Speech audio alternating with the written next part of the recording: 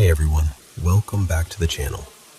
Tonight we have another set of paranormal stories, and the first one is about strange things happening at home after a half-brother moved out.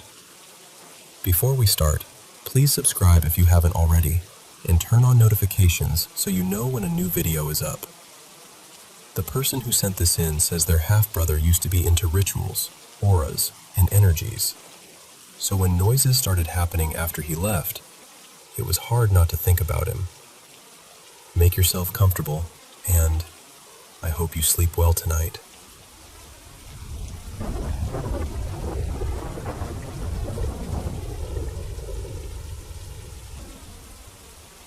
I don't know, maybe this will sound strange, and maybe it'll just get brushed off as one of those stories people tell late at night. But this really happened to me not too long ago. At home, there are 4 of us now. My mom, my dad, my baby sister, who's barely over a year old, and me. But a few months ago, my stepbrother Mateo was living with us too. Mateo was very into spiritual stuff. I mean, really into it. He talked about energies, protection rituals, abundance, auras, all of that. His room was always messy, but in between the piles of clothes and dishes, you'd find little jars full of grains, strange symbols drawn on paper, candles, seeds, charms, things like that. It always felt like his room had its own weather. When he finally moved out, I'm not going to lie, my mom and I felt relieved. We never had the best relationship with him. There was always tension in the house when he was around. But before he left, he said something that stuck with me. He said, "Well, now you won't have anyone watching over you." At the time, we laughed. It sounded dramatic, almost ridiculous. But later, when I was alone with my thoughts, I realized it had unsettled me more than I wanted to admit. And maybe it scared me because I had already experienced something before. The day my little sister was born, I was home alone, taking a shower. I stepped backward, and I swear I stepped on someone's foot. Not a towel, not a shampoo bottle, a foot. I remember freezing for half a second, then getting angry instead of scared, because that's how I react. I cursed into the air and basically threatened whatever was there to leave me alone. So, after Mateo moved out, I tried not to think too much about what he'd said. A few days later, my mom and I were sleeping in the same room. We had stayed up watching soap operas, and when we finally turned everything off and lay down, we heard a door close. Not just any door, Mateo's old bedroom door. My first thought was, of course, that slob probably came back to grab dirty dishes or something. But almost immediately, I remembered he didn't live there anymore. I looked over at my mom, waiting for her to react, but she seemed calm, like maybe she hadn't heard it. For about 3 seconds, I tried to convince myself I imagined it. Then, in the silence, we heard it again. The same door closing. This time, neither of us said anything at first. My mom got up and checked the house. We live in a quiet, safe neighborhood, and the doors were locked. There was no sign that anyone had come in, so we went back to bed and tried to sleep. Then came the knocking. It wasn't exactly a normal knock. It sounded more like someone leaning their weight against the door. A heavy pressure, a dull push. My little sister, who is usually noisy and babbles nonstop, went completely still. She didn't cry. She didn't move. She just got serious and quiet, like even she knew something was wrong. Then it happened again. I went pale. I remember getting up to lock the bedroom door, and as I passed the bathroom connected to the room, I saw a white glow coming from underneath the door. The bathroom light is yellow, and it wasn't even turned on. I went straight back to bed and looked at my mom. She didn't panic. She just held my sister close, turned on some horror stories, and tried to make it feel normal enough for us to fall asleep. But I couldn't sleep. Not for a long time. And just when I finally started drifting off, we heard the vacuum cleaner. It's an old, loud vacuum, the kind you can hear from anywhere in the house. I swear I heard it moving through the living room, like someone was pushing it back and forth. Then it stopped. I wish I could say that was the end of it, but little things kept happening after that. Books from a high shelf in my room suddenly fell, even though nobody had touched them. Things started going missing, especially spoons and forks. My parents say it might be duendes, because apparently they've dealt with things like that before. They even say we should leave sweets out for them. Honestly, I don't know what I believe. Part of me thinks that sounds pointless. Another part of me is too nervous to argue, and I still haven't told them everything. I haven't told them that I saw my sister's toy turn on by itself. I even have a video of it. And maybe that's the part that scares me most. Not the doors, not the light, not even the vacuum. It's knowing that whatever is in this house isn't just making noise anymore. It wants us to notice.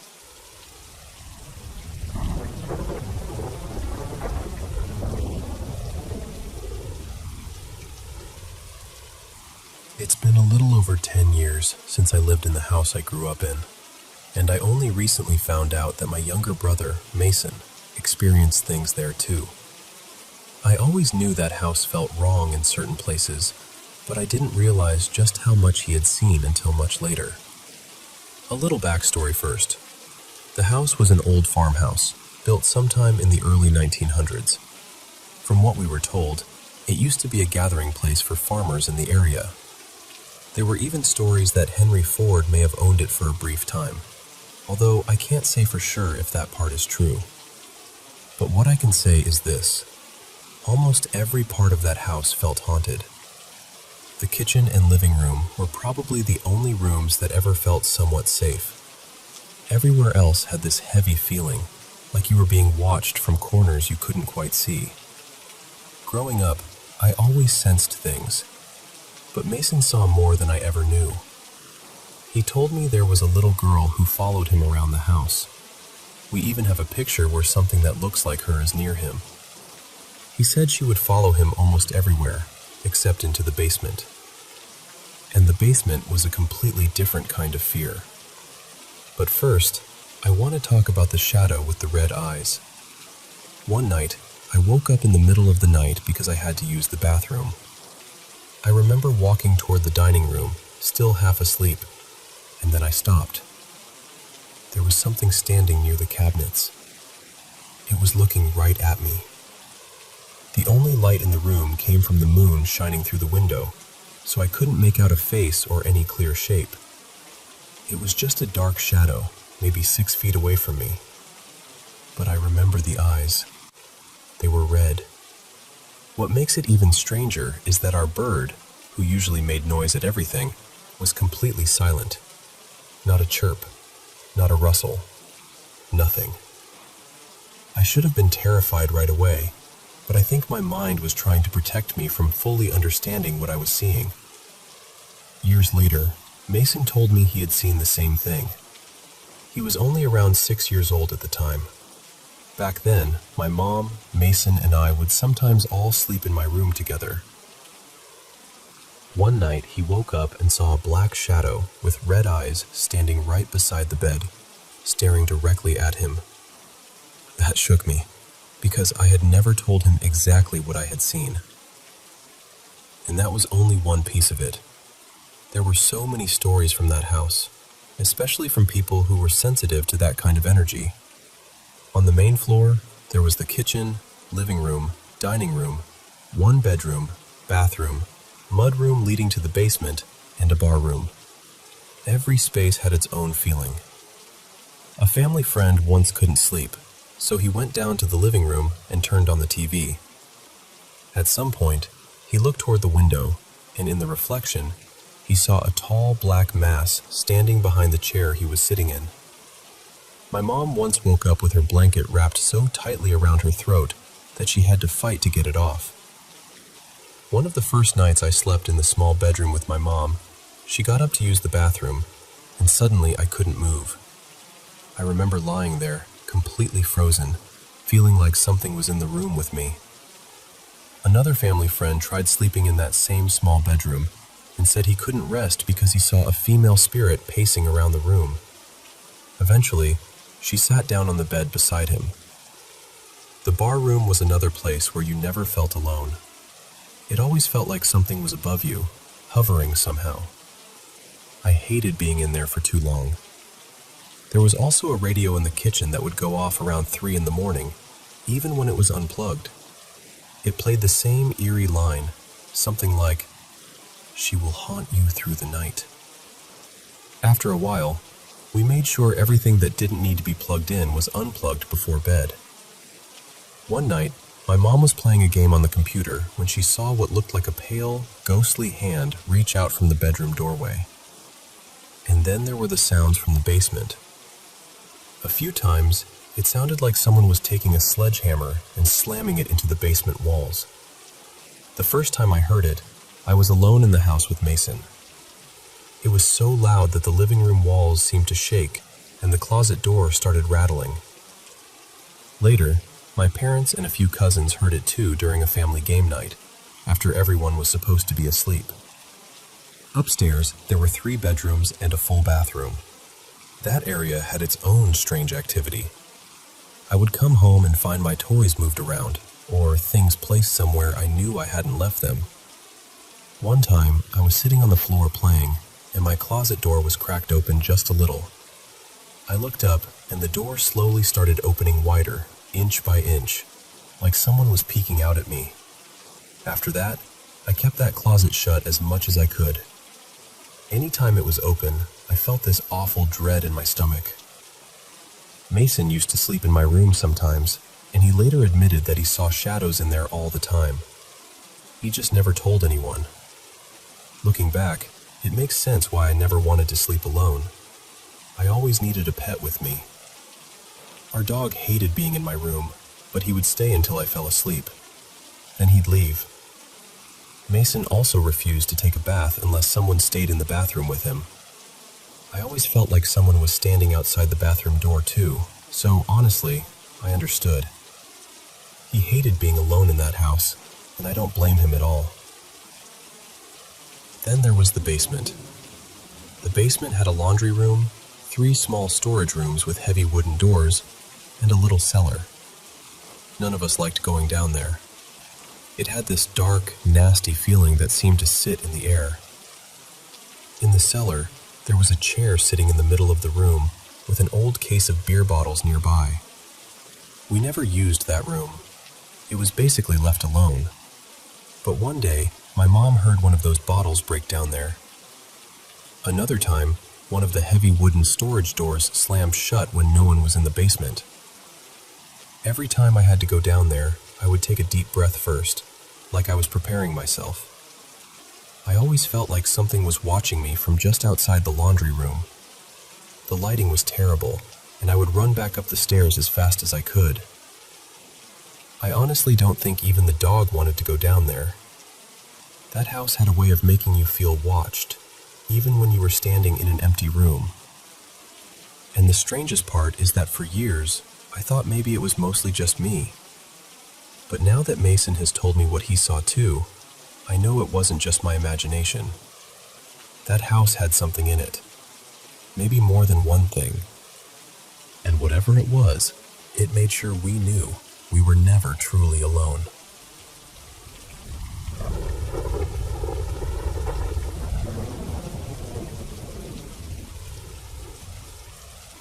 So this happened sometime around 2020, when I was still a teenager. My parents and I had just moved into a new house, and at first, everything felt almost perfect. The house was nice, the neighborhood seemed quiet, and we honestly thought we were starting fresh. My dad traveled a lot for work back then. His business trips usually lasted a few days, sometimes almost a week, so most of the time it was just my mom and me at home. And because I had school during the day, my mom was often in the house by herself. She told me later that almost from the beginning, she felt like something was wrong. She kept getting this feeling that someone was following her around the house. Not exactly standing in front of her, but always nearby, always behind her, always watching. At first, she didn't say anything. She didn't want to scare me, and she knew my dad probably wouldn't believe it anyway. He's never really believed in spirits or anything like that. Then things started happening, only when my mom was alone. She would hear heavy footsteps in empty rooms, loud thuds from upstairs. Utensils would fall in the kitchen when no one was there. Sometimes it sounded like someone was moving furniture, but when she checked, nothing had changed. Eventually, she got scared enough to tell my dad. He listened, but I don't think he really knew what to say. Then he left for another business trip and told her he'd deal with it when he got back. My mom didn't want to stay in that house, but since he was only going to be gone for 4 or 5 days, she tried to manage. Luckily, I was on school break, so I was home with her most of the time. One night, I heard my mom scream. I ran to her room and found her sitting on the floor in the corner beside the bed. She was shaking. I asked her what happened, and she told me she had seen someone pass by. Someone with orange eyes. I was terrified, but we didn't know what else to do, so we kept all the lights on and slept like that for the rest of the night. After more things kept happening, my mom finally called her parents. They came over right away and brought things for a cleansing ritual. My grandmother told my mom to repeat a prayer because whatever was in the house seemed to be affecting her the most. But when my mom started saying the prayer, she began choking. She was sweating badly and she couldn't get the words out. She kept saying something was stopping her, like it was pressing on her throat and wouldn't let her finish. The ritual had to be stopped halfway through. My grandparents said they would come back the next day and try again. But that night was awful. While my mom was sleeping, she started screaming my name.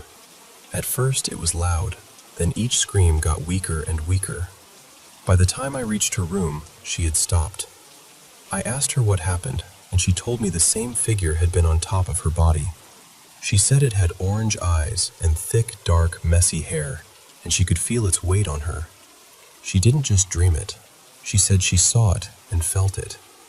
By then, my dad had come back home, and after that, even he started noticing things. That was when we knew we had to leave. Before moving out, my mom wanted to speak to the landlord. We had also been hearing what sounded like a girl crying at night, almost every night. When my mom asked about it, the landlord finally admitted that a girl had died in that house. We were already planning to leave, so we tried not to focus on that too much. We just wanted out. But while we were cleaning and packing, we found something that still makes my stomach turn when I think about it. There was a bundle of thick black hair hidden inside the house, beside a heavy old book, a Ouija board, used candles, and a small black keychain. We rushed to the landlord and asked who had lived there before us. She said the previous tenants were a group of people who used to perform rituals in the house. She claimed she didn't know exactly what they were doing. My dad was furious. He asked her why she never told us any of this before we moved in. And she said she didn't mention it because no one had ever stayed in that house for more than 3 months. My dad just snapped and said, "No wonder." After that, we left. We moved to another state and tried to put the whole thing behind us. A few years later, things had finally become normal again. We were in a different house. Life felt calm, and for a while, I really thought everything was over. My dad would go to work, and my mom liked going for walks in the evening. Sometimes I'd be home alone, either studying or just relaxing. One day, I was watching horror movies and reading about jinns. I know, terrible timing. That's when I started hearing noises from the living room. At first, they were small sounds. I went to check, but there was nothing there. Then it happened again, and again. I checked 2 or 3 times, and still nothing. The 4th time, the sound was much louder. When I walked out, the glass table in our living room suddenly fell right in front of me and shattered. It was a big table too, not something that could just tip over easily. I ran to the bathroom and started crying. Thankfully, I had my phone with me, so I called my mom and told her what was happening. At first, she didn't believe me. I think she wanted to believe we were safe now, that whatever happened in the old house had stayed there. But she told me she was coming home. The problem was, I had locked the front door from the inside, and I had the key. Usually my mom would lock it and take the keys with her, but that day, I was the one who had them. So I had to leave the bathroom and unlock the door myself. I gathered every bit of courage I had and slowly stepped out. For a moment, everything was quiet. Then I looked toward the hallway. I saw a tall black figure wearing an orange gown walk right in front of me. I completely froze. My mind just went blank. Then I ran straight to the front door, unlocked it, and got out of the house. Right at that moment, my mom arrived. I showed her the broken glass and told her exactly what I had seen. We never told my dad about that second incident. I still live in that same house now, and thankfully, nothing major has happened since then. But some days, I still get this feeling that something is around me. Not always. Just some days. And when that feeling comes back, I remember those orange eyes.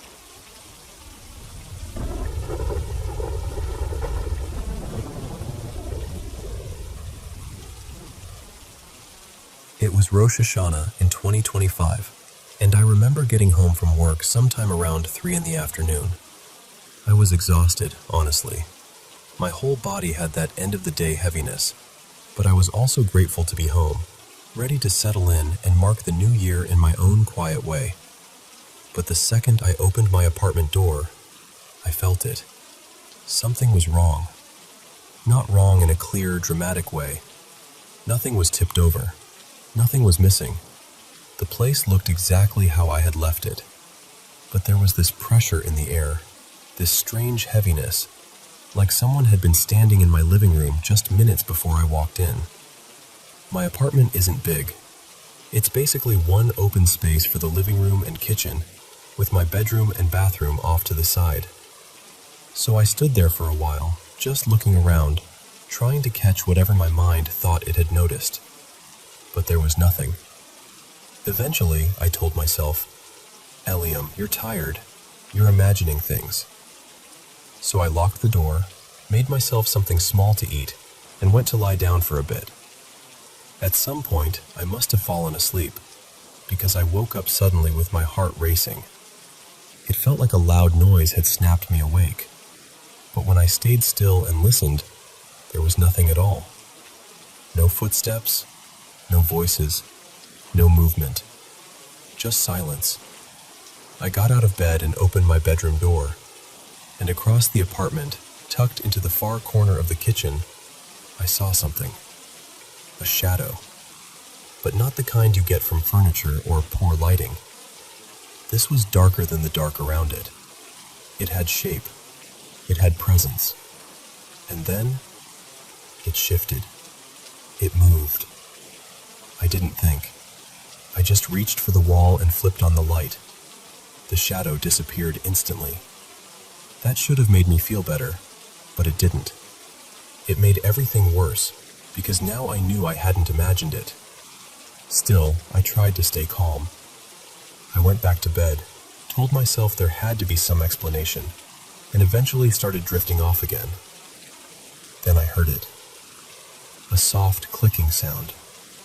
If you've ever heard a dog walking across a kitchen floor, claws tapping against tile or linoleum, that's exactly what it sounded like. Click, click, click. Slow at first, then closer. Then my bedroom door burst open. It slammed into the dresser so hard that everything on top of it crashed to the floor. Before I could even sit up properly, something rushed into the room, and I still don't know how to describe it without sounding completely insane. Its body moved like an animal, low to the ground, quick, smooth. Too smooth, like it didn't have bones the way living things are supposed to have bones. But the head was human. Or it had been human once. The face looked sunken and ruined, like something dead that had no business moving. The eyes were empty, but not blank. That's the part I hate remembering. They looked empty and aware at the same time. Over its head was an old, torn tallit, a prayer shawl, but it wasn't resting on the thing normally. The fabric drifted around it, almost floating, like it was underwater. It kept rippling in these slow waves, even though there was no wind in the room, and it was coming right at me. The strange thing is, I didn't freeze. I thought I would, but I didn't. I swung at it. I actually tried to hit it, but it moved out of the way so easily, almost lazily, like it already knew what I was going to do. Then I remembered the kitchen shadow, the light. I threw my hand toward the switch and hit it, and it was gone. Just gone. My room was empty again, except for the mess on the floor and the sound of me breathing like I had just run miles. I didn't sleep after that. I just sat there with the light on, staring at the door, waiting for something else to happen. And around 4 in the morning, it did. 2 figures came walking straight through my bedroom wall. They weren't like the first thing. They looked almost human, pale and faded, like people made out of fog. And they didn't seem interested in me at all. They were talking to each other quietly, casually, like they had walked into a room they visited every day. One of them even pulled out the chair by my desk and sat down.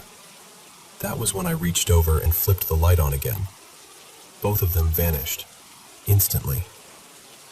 And since that night, I don't sleep in the dark anymore.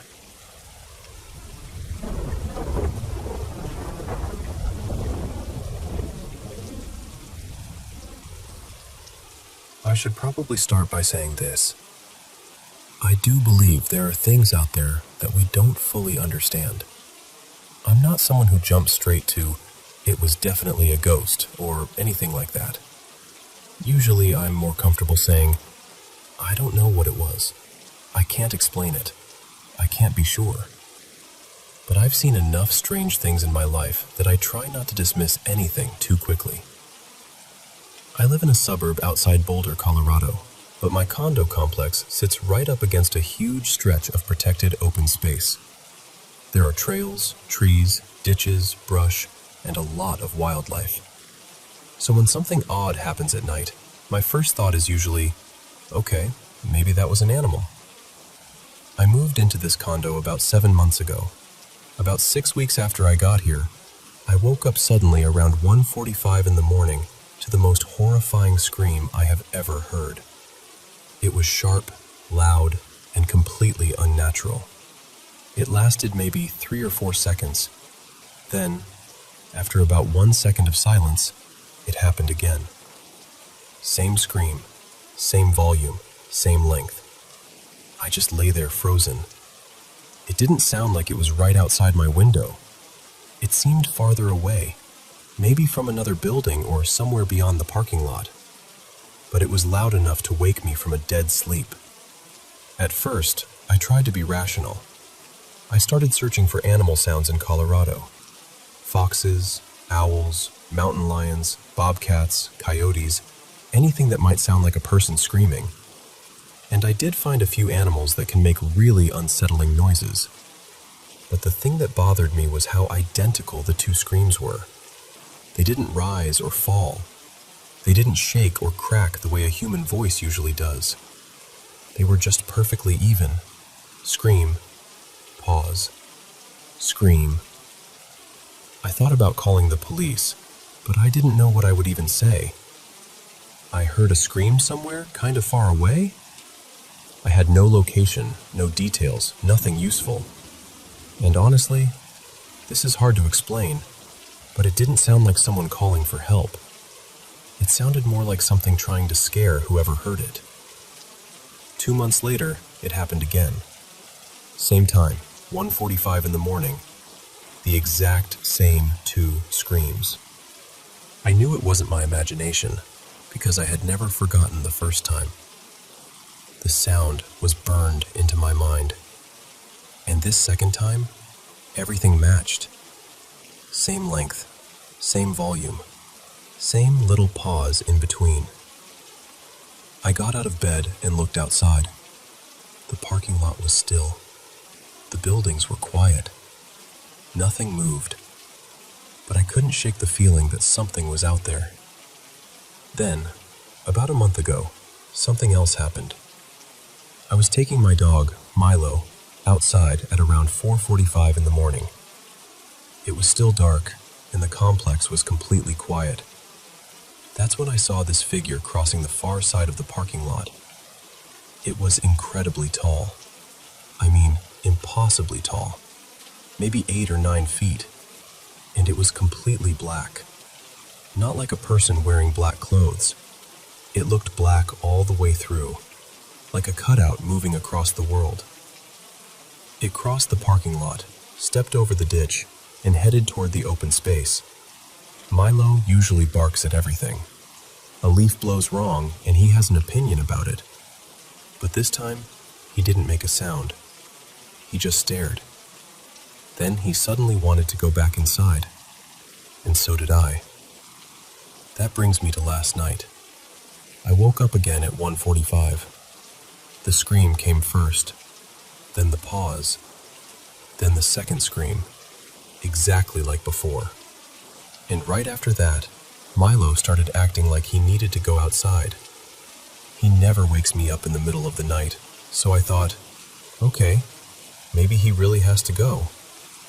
But I was also thinking, wonderful, there may be some nightmare fox beast screaming outside. And now my 12-pound dog wants a midnight field trip.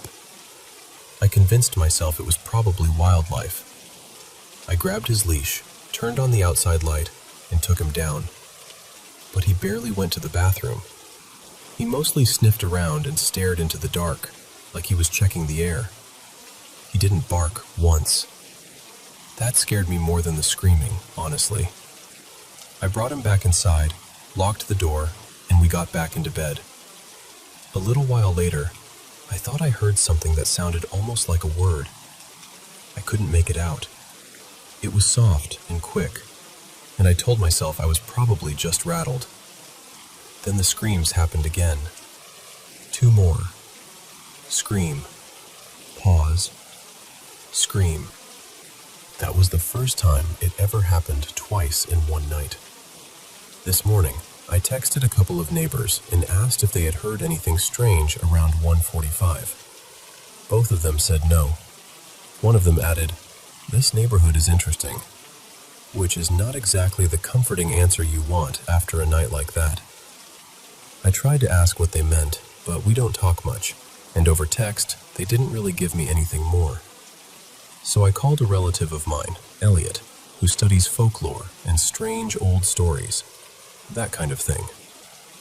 I told him about the screams, how they're always the same volume, how they never waver, how they come in pairs with the same pause, how no one else seems to hear them.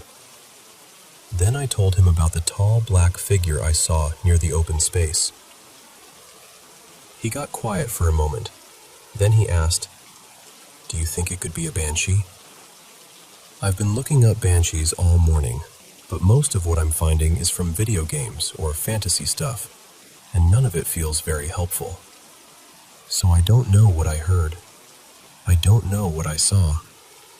All I know is that something keeps screaming at 1:45 in the morning, and my dog knows better than to bark at it.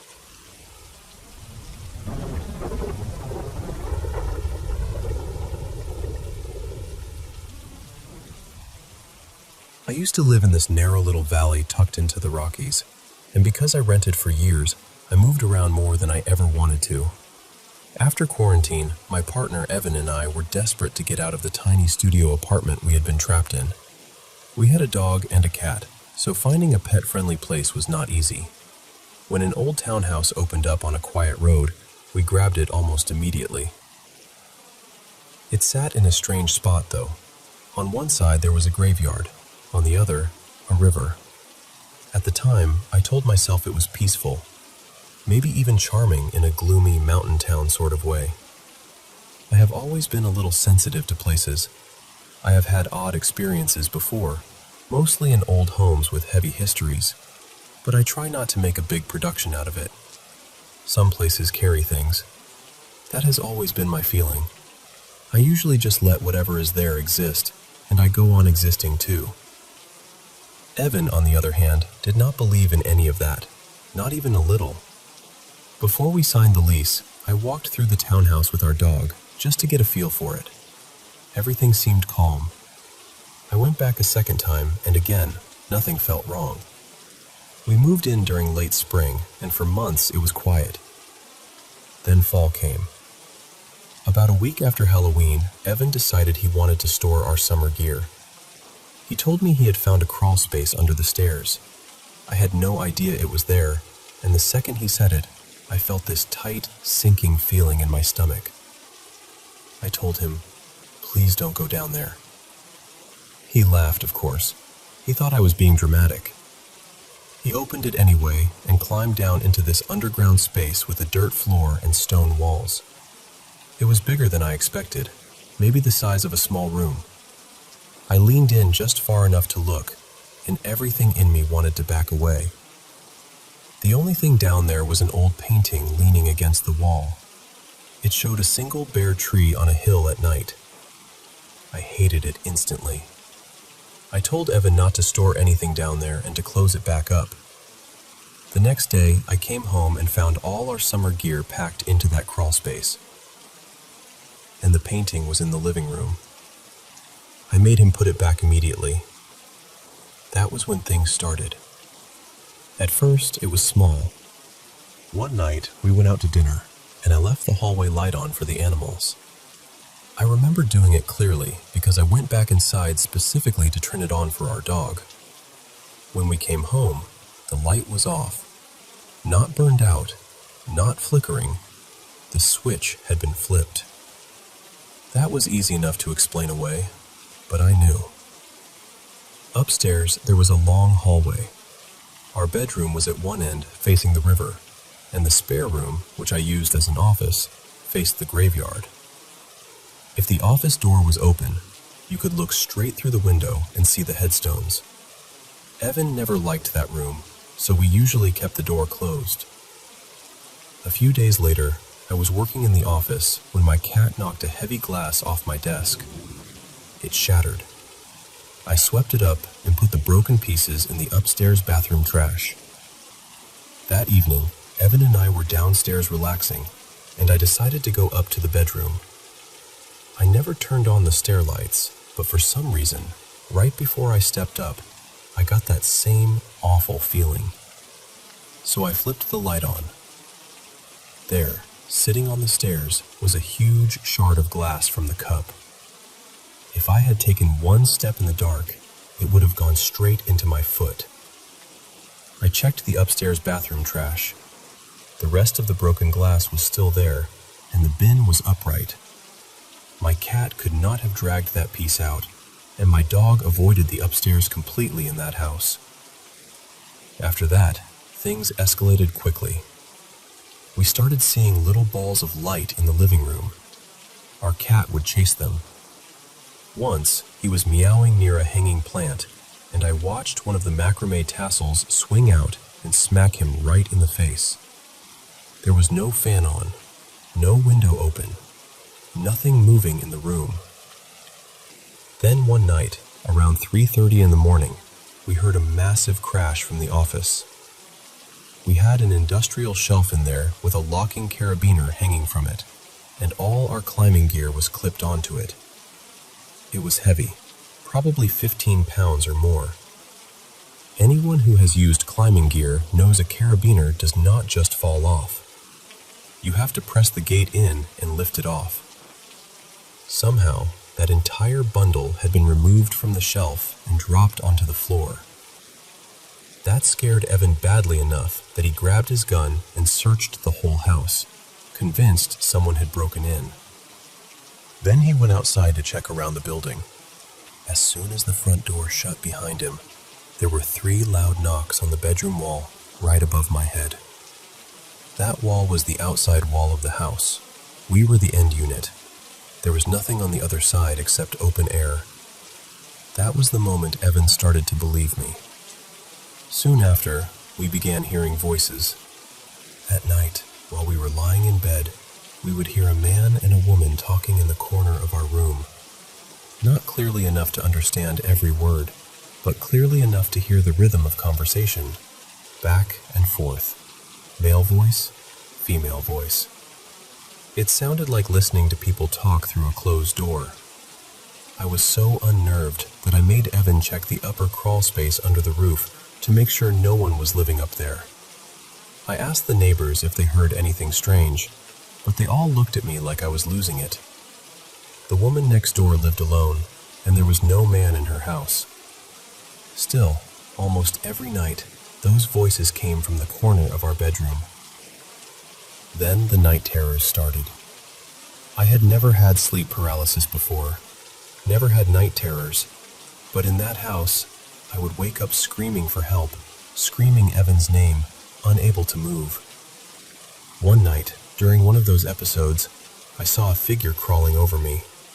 It was shaped like a man, dressed in black, but its limbs were too long.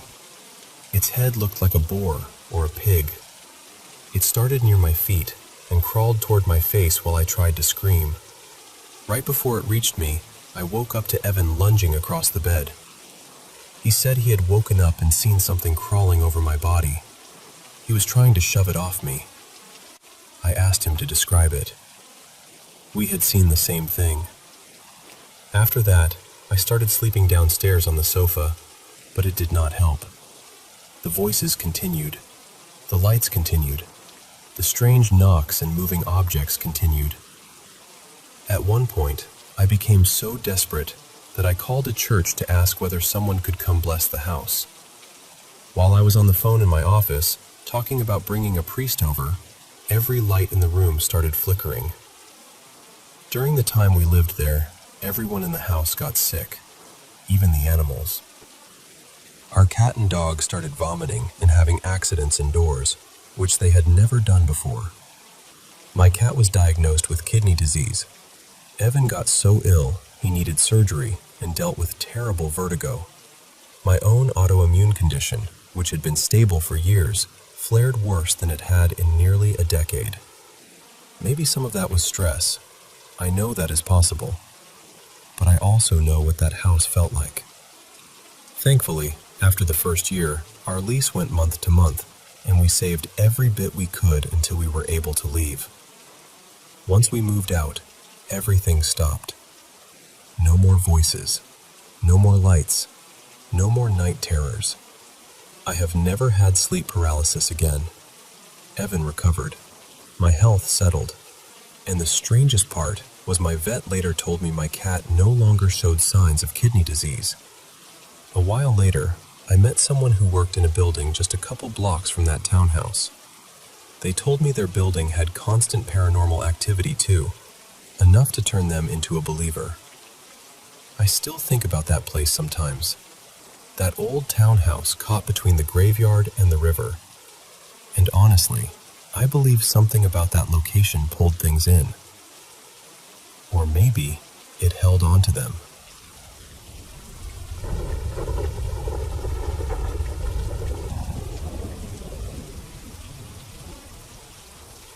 I used to be really drawn to paranormal stuff when I was younger. I mean, genuinely fascinated by it. I watched all those ghost hunting shows, read about haunted places online, and spent way too much time looking for videos or photos that might prove something was out there. These days, I'm not quite the same. I've become more skeptical as I've gotten older, mostly because I haven't had many personal experiences in years. But there are still a few things from my past that I honestly don't know how to explain. The first one happened when I was little. I think I was around first or second grade. At the time, all the bedrooms in our house were upstairs. When you came up the stairs, my room was on the right, my sister Mia's room was right beside mine, and my mom's room was down the hall to the left. One afternoon, Mia had gotten some new posters, and she was putting them up in her room. I was just sitting there with her, hanging out, when this awful, uneasy feeling came over me. It felt like someone was watching me. I turned around and looked toward the stairs, and I saw what looked like a very tall figure wrapped in a big white sheet, slowly walking down the staircase. I just stood there and watched until it reached the bottom and disappeared from view. Then I ran straight to my mom's room, right as she was coming out, and I said, "Mom, did you see the lady?" Of course, she had no idea what I was talking about. I told her what I saw, and we checked the house, but there was nobody there. Something else happened in that same house, though I don't remember the exact day. I was upstairs, just outside my room, when I saw this strange, fuzzy black shape, maybe about the size of a rabbit, floating from one side of my room to the other. It vanished when it reached the wall. I checked the room on the other side, which was Mia's room, but there was nothing there.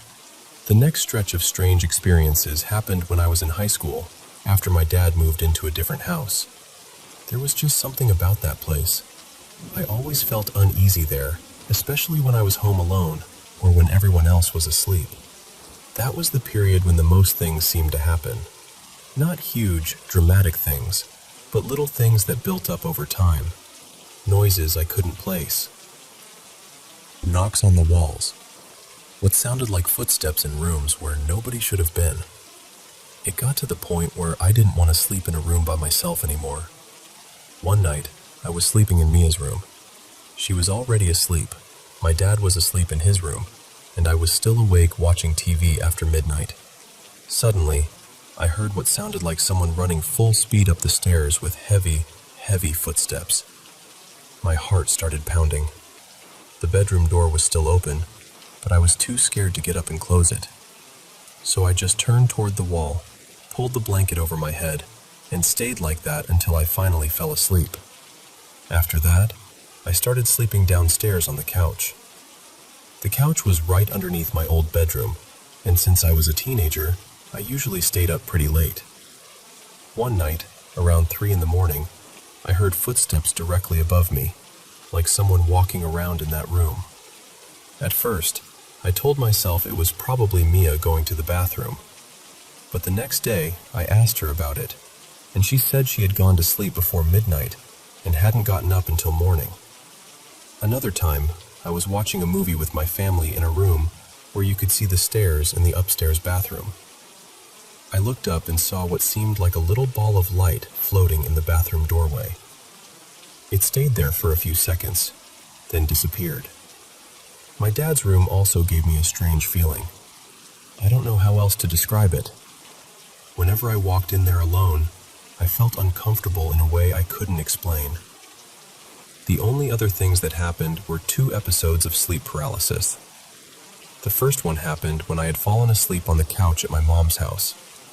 In the dream, or whatever it was, several of my friends came into the house one by one and talked to me beside the couch.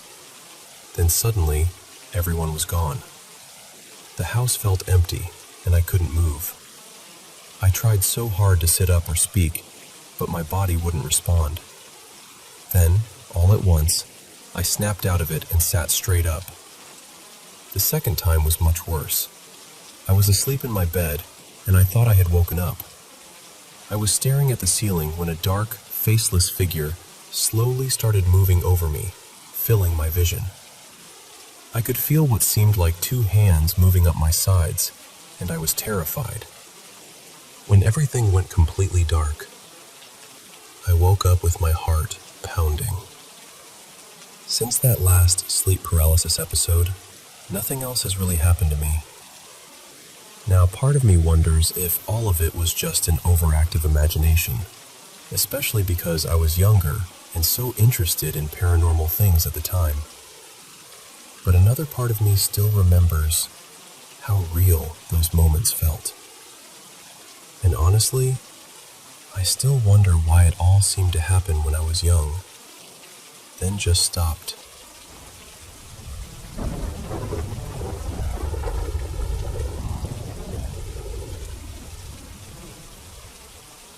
I was in primary school at the time, around CM1 in France, and our class went on one of those school trips that everyone is expected to do at that age. We stayed in this little village up in the mountains, in a big old chalet-style building. It had 2 floors, maybe even a basement, though we were never allowed down there. The canteen was on the ground floor, and upstairs there were bedrooms, classrooms, and long corridors that felt a lot longer at night than they did during the day. At first, everything was honestly fine. I was excited to be away from home with my classmates. The mountains were beautiful, and during the day, nothing felt strange at all. But after a while, the rumors started. This was around the time when that creepy Momo picture was everywhere online. The one with the long dark hair and the strange, inhuman face. Some kids were saying she could haunt you, or contact you, or show up if you did certain things. I never really believed that. I saw the picture later, and it didn't leave me traumatized or anything. But because of Momo, scary stories started spreading around the group. Then some of the kids began talking about La Dame Blanche, the White Lady. I didn't really know the legend behind her. I just remember hearing that a few kids had played Bloody Mary in the bathroom and scared themselves badly, even though they tried to act brave afterward. After that, it became this silly joke for us to chant her name while walking to activities in broad daylight. I joined in sometimes, but I never had the courage to actually play anything like that for real. And honestly, I still didn't believe in it. At least, not until that night. My bedroom was on the second floor. I shared it with 4 other girls. They were sleeping in 2 bunk beds on the other side of the room, and I had my bed closer to a small window on my right. The window was tiny, maybe only a little bigger than a sheet of paper. I woke up during the night, and I saw her. She was standing near the window, or maybe coming from it. That's the part I still can't explain. It was as if she had formed out of the moonlight itself, like the pale light had gathered into the shape of a woman. I could see her silhouette clearly, but at the same time, I could see through her. She was draped in white, and her face kept turning slowly between me and the girls sleeping across the room. And then I realized everything had gone silent. Before that, I had been hearing the usual mountain sounds outside. Cows with bells, insects, little noises from the building. But suddenly, there was nothing. No crickets, no bells, no wind, no breathing from the other girls.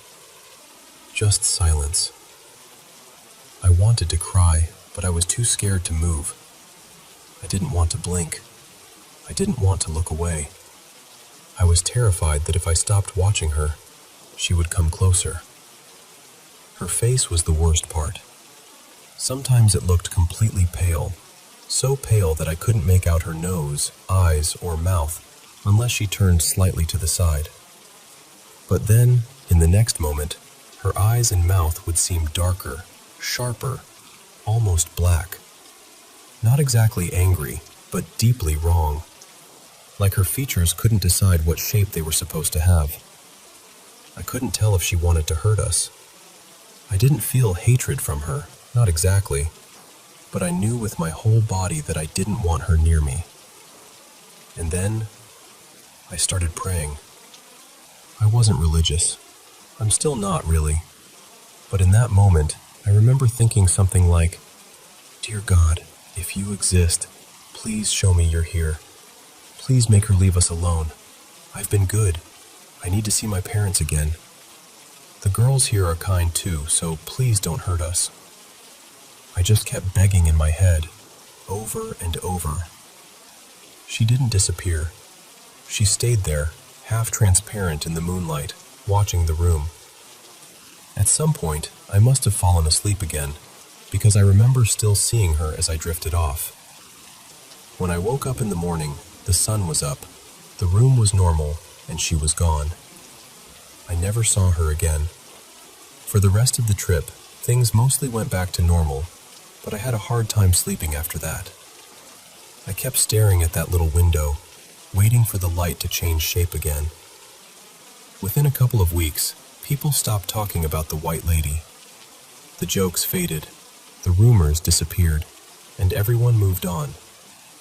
But I kept wondering whether the games some kids had played had somehow brought something into our room that night. I tried to talk about it a little. A few other kids said they had seen her too, but none of us really went into detail. It was like we were all afraid that saying too much would make it real again. One of the adults on the trip told us later that he had gone around checking the bedrooms to make sure everyone was asleep. I think he was trying to reassure us, but I know what I saw. And whatever stood by that window that night, it wasn't him.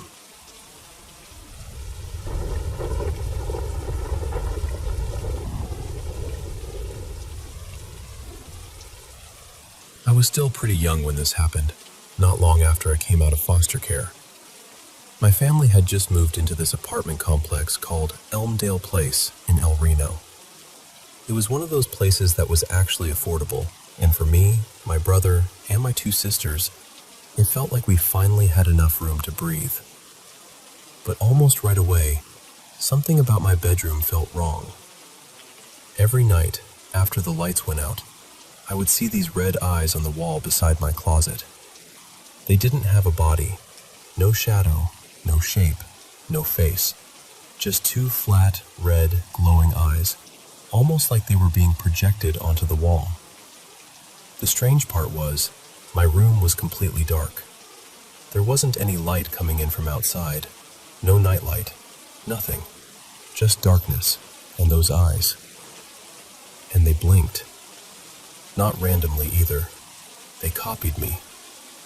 I remember testing it because, even as a kid, I was trying to make sense of it. I would blink one eye, then the other. I would wink in little patterns just to see what would happen, and those eyes would do it right back. My sisters saw them too, in their room. They had their own pairs of eyes, separate from mine. I never stayed in there long enough to find out if theirs copied them the same way, because honestly, I didn't want to know. There was also this small tree outside my window. It wasn't big enough to be scary on its own, but every time I stepped into my room, it would start tapping and banging against the glass. If I stepped back out, it stopped. I tested that too. I would walk in, it would start. I would walk out, it would stop. Over and over again. One night, I got so scared that I asked to sleep in my mom's room. We both walked to my doorway, and I just broke down crying. I pointed at the wall and told her I couldn't go get my blanket because the thing was staring at me. I begged her to grab it for me, but she wouldn't. I remember looking at her face and realizing she was scared too. She tried to hide it, but I could tell. She was uncomfortable, frozen almost. So I ran in myself, grabbed the blanket, and slammed the door behind me as I came back out. My mom's room never had the eyes. It was always totally dark in there.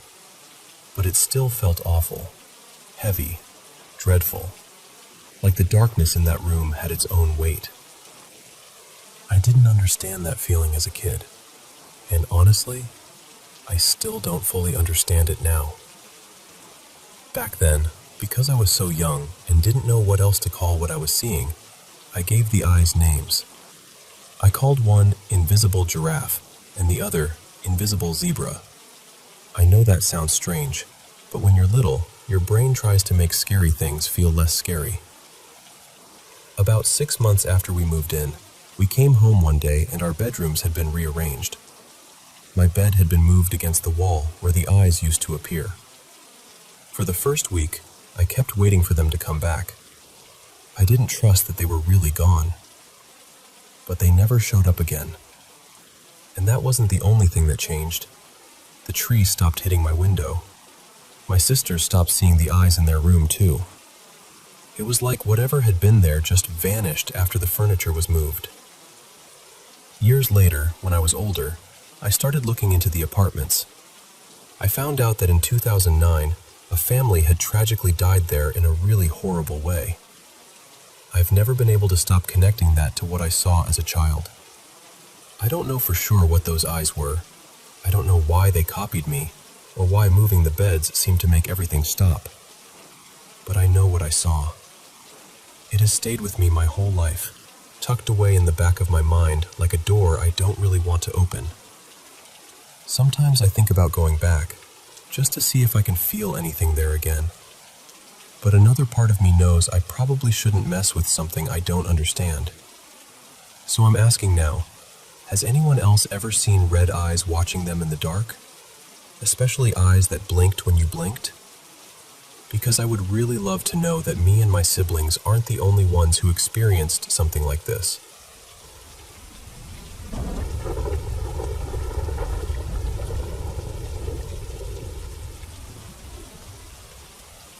I grew up on the south side of Chicago, in one of those homes where family was always close.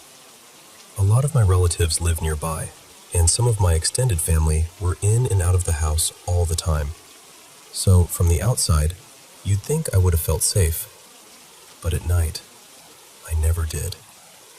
There was always this feeling, like something was waiting somewhere in the dark. I couldn't explain it then, and honestly, I still can't explain it now. I just knew I couldn't sleep alone. I had to crawl into someone's bed or ask somebody to stay with me, because even with a house full of family, I felt like I wasn't really protected. One of my earliest memories is from when I was around 5. I was sitting on the floor playing Mario on the old Nintendo. We were getting the carpet replaced, so the floors were bare, with old tile marks and sticky patches left behind. I remember hearing my mom call my name. Not once, a few times. Her bedroom was right across the hall, so I got up, went over, and asked her what she needed. She looked confused and said, "I didn't call you, baby." And that was it. I went right back to my game. At that age, I didn't really sit there and think, "That's strange." But it stayed with me. Out of everything from my childhood, that little moment is still sharp in my mind. My grandpa Harold was deeply religious. He had worked as a roofer for over 40 years before retiring. He'd come up to Chicago from West Virginia and bought that house back when my mom and her brothers and sisters were kids, sometime in the 60s. So the place had history. It was a family house, the kind with old stories tucked into the walls. And I'd heard some of those stories from my older relatives. But I didn't really believe them. You know how it is. Somebody tells you something strange happened, and your mind immediately starts building escape routes. Maybe it was the pipes. Maybe it was a dream. Maybe someone was playing a prank. I did that with their stories, and I've tried to do that with mine too. But some things don't give you enough room to explain them away. One night, I was sleeping in my mother's bed when something woke me up. I sat straight up so suddenly that it woke her too. She asked me what was wrong, and I told her, "Grandma said goodbye." That was all I said. My grandmother usually made breakfast for everyone on the weekends, but that morning she didn't come down. We waited for a while. I don't know why. Maybe everyone was hoping she was just tired. Maybe nobody wanted to be the first person to say what they were afraid of. Eventually, they found her. She had passed away in her sleep from a massive heart attack. My mom asked me about that moment many times over the years, but I never had much more to give her. I don't remember a full dream. I don't remember seeing my grandmother standing there or hearing a long message. I only remember waking up, sitting straight up in bed, and saying, "Grandma said goodbye." Sometime after that, I was scared one night and went looking for somewhere to sleep. I ended up crawling into my grandpa's bed. His room always felt heavy, but not in a bad way at first. It was full of religious pictures and statues. Jesus, Mary, saints everywhere. He had Bibles stacked around, different versions, and a bunch of books too, mostly old thrillers and worn paperbacks. He was a devout Catholic, the kind of man who opened the local church every morning. He helped set things up, prayed at the altar, and people trusted him with the keys because he never missed a day. So, in my mind, his room should have been the safest place in the house. But that night, I woke up, and I felt this pull toward the closet. That's the only way I can describe it. It wasn't curiosity. It didn't feel like my own idea. It was more like something inside me had been tugged by a string, and I had to look. So I did. My eyes had already adjusted to the dark, so I could make out the shape of the room. The dresser, the walls, the door. But the closet was different. It was black. Not regular darkness, not shadows.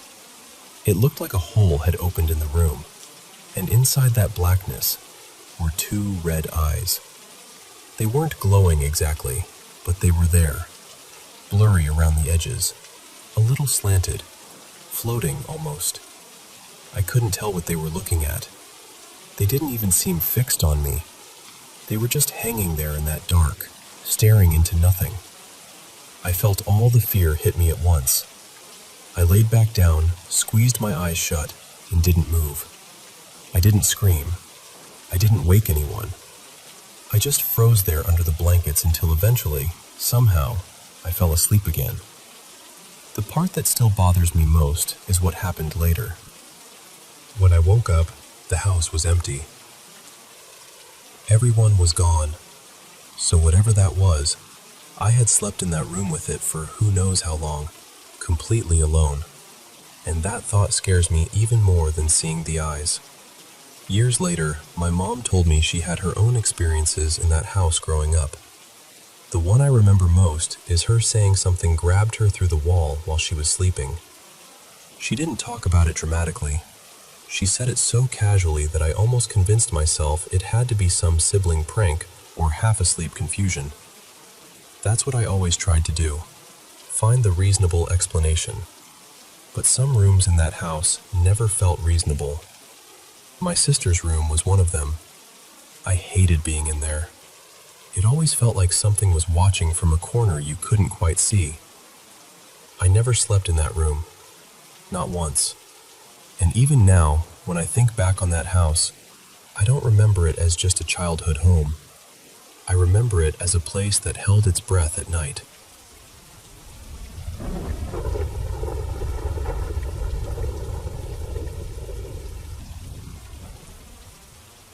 I want to tell you about my great-grandmother, Lillian. She was one of those people who seemed to carry softness with her, even after life had given her more than enough reasons to become hard. She had been through so much, but somehow, love was still the thing she led with. She painted beautifully, she loved getting lost in books, and when I was little, I always remembered her wearing this bright yellow nightgown with tiny pink flowers on it. It was cheerful and ridiculous in the sweetest way, and to me, it was just her. She lived out in Colorado, and we lived in Georgia, so I only saw her every few years. In 2011, we made a long trip to visit her, but something felt different that time. I was young, so I didn't really understand what was happening. I didn't understand why she wouldn't look at me the way she used to, or why she was staying somewhere unfamiliar, or why she wasn't in that yellow nightgown showing me her paintings. A few days after we got home, she passed away from dementia. Watching what that illness did to her was one of the hardest things I've ever had to witness. Afterward, her son began going through her belongings and sending us the things she had left behind. I received her old art box, still full of unfinished paintings, and a jewelry box she had owned since she was a girl. At the time, I had no idea how much those things would come to mean to me. For a few months, nothing really happened. We were just grieving. Then her ashes were delivered to our house. Her son couldn't bear to keep them, and he said he felt like she needed to be with us. So my mom placed the urn on a large bookshelf in our living room, tucked behind some of Lillian's favorite books.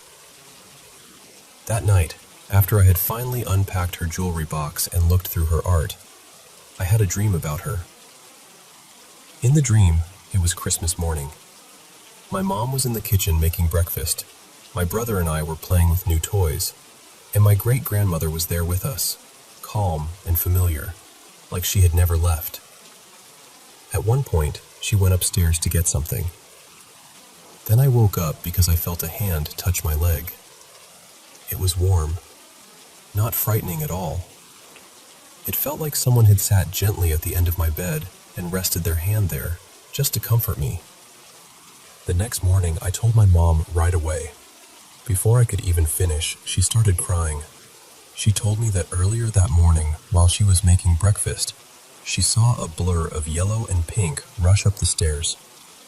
We both knew what that meant. The nightgown. A few weeks later, my brother was having friends over for a sleepover. The night before, my mom had a dream about Lillian too. In the dream, they were arguing. My mom couldn't remember what the argument was about, but she woke up crying.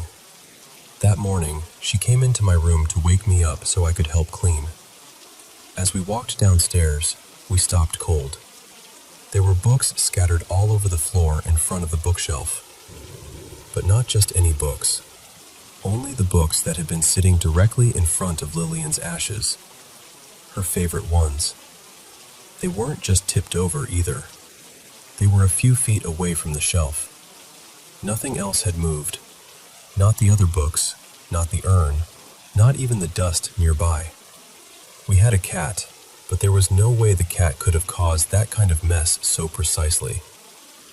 We just stood there, staring. Then, while we were putting the books back, we heard music upstairs. It was coming from my room. From the jewelry box. The strange thing is, I didn't even know it played music. I had opened it before, turned it around, tried the little crank, even tapped it gently, but it had never made a sound. And there it was, playing on its own. Months later, my mom, my brother, and I took a trip to Florida. We were going to see family and spend time at the beach, but before we left, my mom brought Lillian's ashes with us. Her husband, my great-grandfather, was buried in a family cemetery there, and my mom wanted to bury some of her ashes with him so they could be together again. The day we drove to the cemetery, it rained heavily the entire way. For almost an hour, it just poured. But the moment we reached the cemetery entrance, the rain stopped. The sun came out like nothing had happened. We walked around for a while, cleaned the area, and let ourselves feel everything we had been carrying. Eventually, I went back to the car, got the urn, and placed it on my great-grandfather's grave. And this is the part I struggled to believe myself for a long time. When I set the urn down, I sat beside it, and everything around me seemed to soften. I didn't pass out exactly. I was still awake, but I felt far away, almost like I had slipped into another room without moving. I started hearing voices, faint at first, then clearer. Then I saw them. My great-grandmother and my great-grandfather were standing together in front of an old wooden window. There was a red curtain moving lightly in the breeze. They were laughing and crying at the same time, talking like two people who had been apart for years and finally had all the time in the world to catch up. I couldn't understand every word, but I could feel what it was. Relief. Love. Home. Then Lillian turned and looked at me. I stood up immediately, picked up the urn, and walked back toward the car. My mom kept asking me what was wrong, but all I could say was, "She's ready to leave." As soon as I got into the car, I passed out. When I came to, my mom and brother were shaking me, terrified. I told my mom what I had seen. I described the window, the curtain, and my great-grandfather. She broke down crying. I had never met him. He died before I was born, and the house I described had burned down decades earlier. There were no pictures of it that I had ever seen, but my mom said I described it exactly. When we drove out of the cemetery gates, the rain started again, heavy and sudden, all the way back to the hotel. Now, I know Florida weather can be dramatic. Rain there has a flair for entrances, but the timing of it stayed with us. After that, years went by and nothing really happened. We still felt like Lillian was with us, but in a quieter way. Not moving books or playing music, just present, loved, peaceful. Then Christmas of 2020 came. My grandfather, her son, visited us for the holiday. He stayed in my room for the week, and we spent time talking about his mother. We showed him her paintings hanging around the house, remembered her stories, and just held on to the good parts. When it was time for him to leave, my mom and brother drove him to the airport, and I stayed home alone. The house was completely quiet. Then I heard it. The jewelry box started playing. I called my mom right away and told her to put me on speaker because I had something I needed my grandfather to hear before he got on the plane. I held the phone up to the jewelry box and let it play. When the music stopped, I told him, "That was your mom's jewelry box. It hasn't made a sound in years, not until today. And honestly, I think that was her way of saying goodbye. Or maybe not goodbye. Maybe just, I'm still here. I heard you. I love you."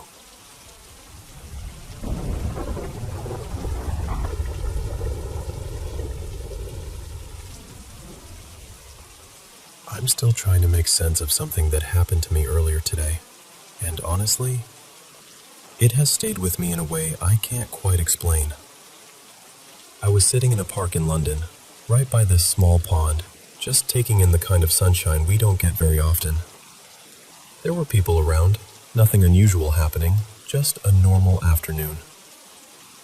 While I was sitting there, I came across a comment under a video about love. It said, "Don't fall in love with the love you give. Fall in love with the love you receive." And for some reason, that hit me hard. I've been going through something with a girl lately, and that quote felt almost too close to what I've been feeling. So I screenshotted it and sat there with it for a moment. Then, maybe 2 or 3 minutes later, a woman walked up to me. She was probably in her late 30s or early 40s, not very tall, with short light brown hair. She had on a dark olive top, a black skirt, sunglasses, and she was carrying a small handbag. She stopped near me and said, "Hi." At first, I wasn't even sure she was speaking to me, so I didn't answer right away. Then she sat down beside me on the bench and said, "Can I ask you something?" I said, "Sure." She had a soft accent, maybe Australian, maybe New Zealand. I couldn't quite place it. Then she looked straight at me and asked, "What do you think love really is?" I didn't know what to say. I mean, I had literally just been thinking about love. I had just saved that quote. And now this complete stranger was sitting beside me, asking me the exact kind of question that was already circling around in my head. Then she took off her sunglasses. She had pale green eyes, and there was something slightly unusual about the way she looked at me. Her eyes didn't focus in the same direction, and I'll be honest, it startled me a little. Not because I wanted to judge her, but because the whole moment already felt strange, and that detail made it feel even more unreal.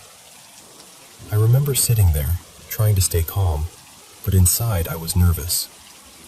My thoughts were racing. Was she flirting with me? Was she doing some kind of social experiment? Was there a camera somewhere? Was this for TikTok or YouTube? But my mind just went completely blank. So all I could say was, "Sorry, I don't know." She didn't seem disappointed. She just gave me this gentle look and said, "That's okay.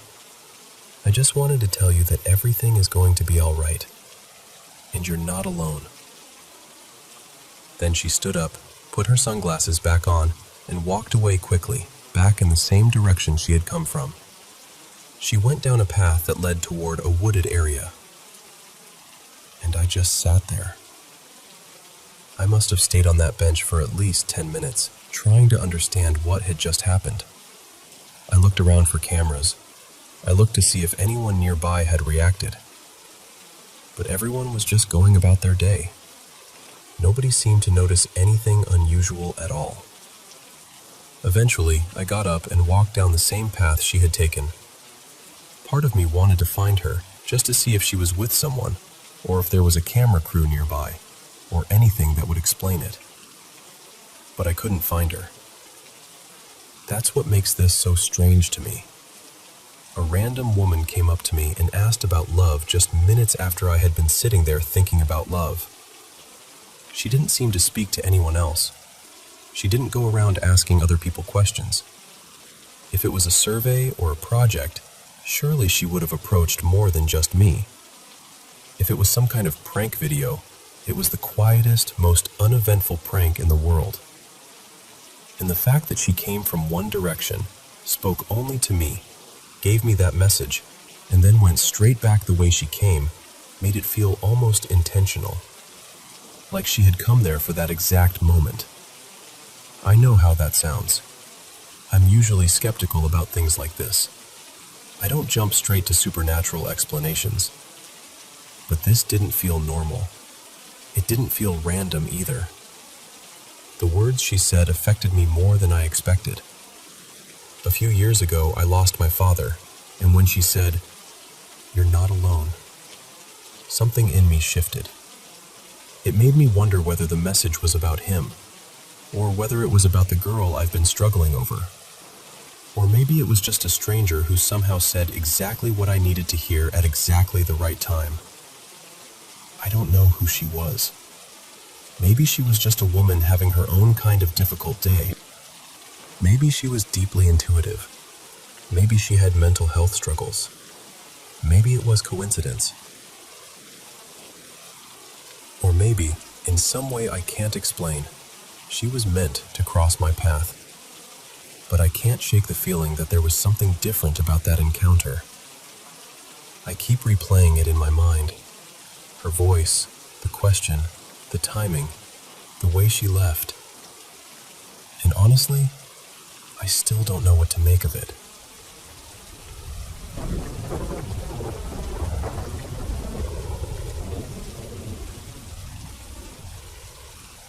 I guess the best place to start is by saying that I've always had shadow people, spirits, or whatever you want to call them around me.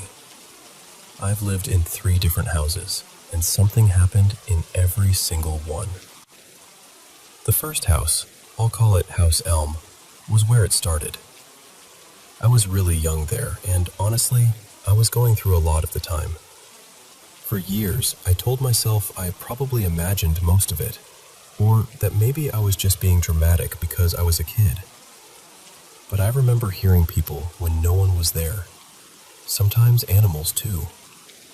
I'd see shadowy figures, and my bedroom door or closet door would open and close on their own. My mom remembers things I don't even fully remember. She says I used to stand in one specific corner of the room, talking to empty air. Sometimes I'd hug the air there too, like someone was standing right in front of me. What I do remember clearly is the feeling, that heavy, stomach-sinking dread that came from that corner and from my closet. It felt wrong, even before I had words for it. When I was a little older, I went to a sleepover, and because we were teenagers and thought we were untouchable, we messed with a Ouija board. Whatever came through said it knew one of us and called itself V. After that, things at home got worse. Electronics would turn on and off by themselves. Objects would fall for no reason. Things disappeared and later turned up in places that made absolutely no sense. We lived in House Elm for around 9 years. The second house, I'll call House Laurel. That's where the shadow people became more frequent. I heard voices a few times too. Eventually, I got tired of being scared and started talking back whenever something happened. And it seemed to respond. Things kept moving, but now it would happen right in front of us. My mom's phone got thrown off flat surfaces more than once. Doors slammed. Lights acted strange. It started bothering the dogs too, which bothered me more than anything it did to me. Around that time, I started learning more about Norse paganism and experimenting with witchcraft. I saged the house often with lavender bundles, burned incense, made protection jars, and did quite a few protection spells. That was also around the time my mom really started believing something was going on. There was one room in that house that gave me that same bone-deep fear I remembered from childhood. but nothing especially dramatic happened in there. The rest of the activity was mostly doors opening and closing, lights flickering, things going missing, or stuff being tossed around. Sometimes I felt like a hand grabbed me. Sometimes I heard whispers right next to my ear. But after a while, the fear faded. I got used to it. I talked to it like it was some strange, annoying roommate no one had invited, but everyone had learned to live with. We stayed there about 5 years and moved out right before my senior year of high school. Now we're in our third house, where we've lived for about 3 years. At first, everything quieted down. I cleansed this house heavily with lavender, burned incense often, and kept up with the same protections I'd used before. But eventually, the activity came back. I talk to it more now, whatever it is. I sometimes call it our little traveling house spirit, because it honestly feels like it followed us from place to place. And it does seem to acknowledge me. There's one specific light it loves to mess with. We've changed the bulb probably 7 times. My dad checked the wiring. There's no obvious reason for it. But when I tell it to stop, it usually does. Usually. Sometimes it starts back up like it's testing me. My mom has started seeing shadow figures upstairs, or hearing someone moving around when she's home alone, and both dogs are right there in sight. It seems mostly focused on me though, probably because I'm the one who talks to it the most. About 30 minutes before I started writing this, something got thrown across my room pretty aggressively. My room is honestly a disaster right now because I've got about 5 different craft projects spread across the floor, so I couldn't even figure out what went flying. My back was turned, but I saw movement out of the corner of my eye. Whatever it was went behind a bookshelf and moved the curtain. Then I heard something hit a stand nearby. I tried to look around without knocking into my projects or disturbing my altars, since they're over on that side of the room, but I couldn't see what had moved. So I took a break and went to the bathroom. When I came back, my oddity cabinet was open. That cabinet has a pretty secure lock. There's nothing inside it right now, and nothing nearby could have knocked it open. It was just open. My partner thinks it might be Loki, but I really don't feel like it is. I do work with Norse gods, specifically Freya and Loki, but this feels different. It feels more paranormal than divine. I'm not afraid of it, and I don't really want to get rid of it. I'm mostly just curious about what it could be. It might also be worth mentioning that I sometimes have lucid dreams involving angry or vengeful spirits. I've always felt watched, too, though part of that could just be anxiety from other things I've been through. When whatever this is starts messing with me or the dogs, I speak to it pretty sternly. Not always politely either. I'll say things like, "Can we not do this today?" Or, "What are we doing right now?" Or, "Give back the thing you took." And weirdly enough, that usually works. So I'm wondering what this could be. Something attached to me? Something attached to my family? A house spirit that decided to follow us? I don't know. I'm not Christian, and I'm not looking for advice about turning to anyone's God. I believe in all gods, but I have my own path and my own practice. Mostly, I just want to understand what has been walking beside me all these years.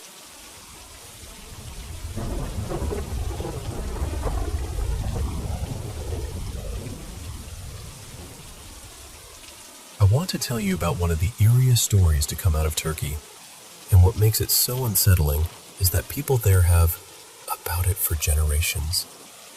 This isn't some made-up internet legend. It's tied to a real place, the Hifzibay Mansion, a building many people came to call Paraly Kushk, or the Haunted Mansion. The story starts in the early 1900s, around 1908. The owner was a powerful man named Yusuf Zeki Pasha. According to local accounts, he was deeply obsessed with his much younger wife. People said his love for her had turned possessive, even unhealthy.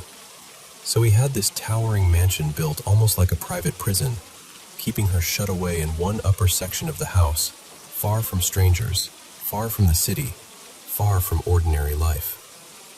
That alone would have been tragic enough. But what really gave the mansion its dark reputation happened after he died in 1925. His last request was what shocked people most.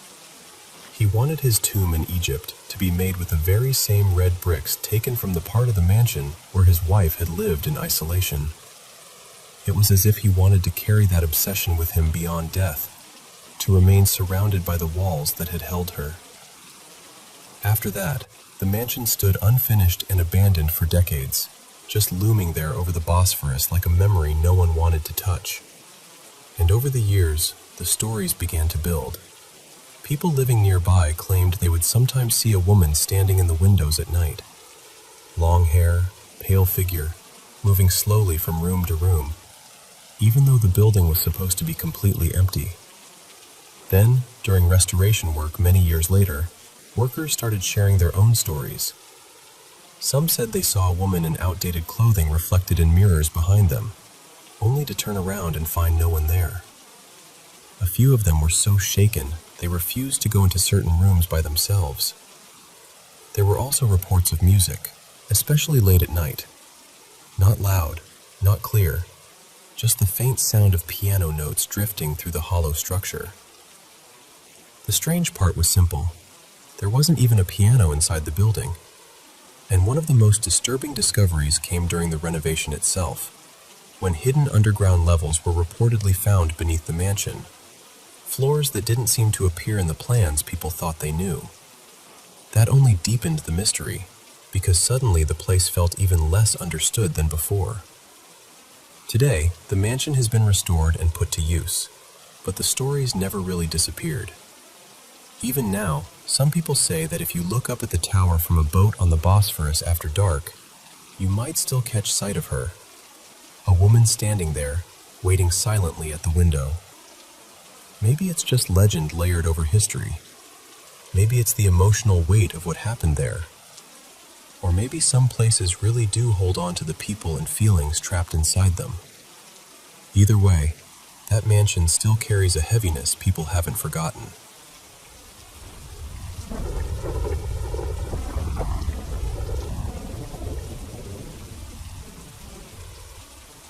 So this happened in an old house we had in Indiana, and I'm not the only one who remembers strange things happening there. My family could back up plenty of these stories, but this one has always stayed with me. One afternoon, I was downstairs in the basement, trying to get through a workout, when my son Trent came down with his cousin Abby. They were around 8 or 9 then, full of energy, loud, playful, and definitely not interested in letting me exercise in peace. They were tearing around the basement, laughing and carrying on, and finally I told them, "All right, enough. Go back upstairs and let me finish." They said they were going to play hide and seek, and I told them that was fine, as long as they stayed out of the basement. So they ran back upstairs, and I went back to what I was doing. A couple minutes later, I heard footsteps on the basement stairs again. I turned, expecting one of them to be sneaking back down, and I saw Abby. She came hurrying into the basement like she was looking for a place to hide. Without saying a word, she slipped behind a door and crouched there. Not long after that, Trent came downstairs too, but this time he was whispering. He asked me, "Have you seen Abby?"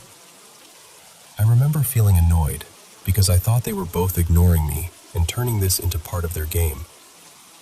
I motioned toward the door where I had just seen her hide and said something like, "Yes, and I'm getting tired of you two coming down here."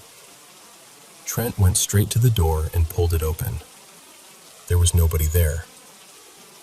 I can still remember the way that felt. My whole body just went cold because I knew what I had seen. At that point, I stopped working out completely, and Trent and I searched the basement together. We checked everywhere. Abby was nowhere downstairs. I started calling for her, honestly, panicking a little by then, and she answered me from upstairs. She had been up there the entire time. I went up right away and asked her if she had come down to the basement and hidden behind that door. She looked at me completely confused and said no, She had never come downstairs at all. And I believed her, because there was no way she could have gotten back upstairs without us seeing her. When I explained what I'd seen, the look on her face changed. First confusion, then fear. She understood exactly why it shook me. The truth is, that house had a reputation with all of us. Almost anyone who spent enough time there knew something wasn't right. There were certain places in the house where the atmosphere felt heavy, where odd things happened more often, and the basement was definitely one of them. Needless to say, we all stayed upstairs after that. Nobody wanted to go back down there for the rest of the day. And that was just one story.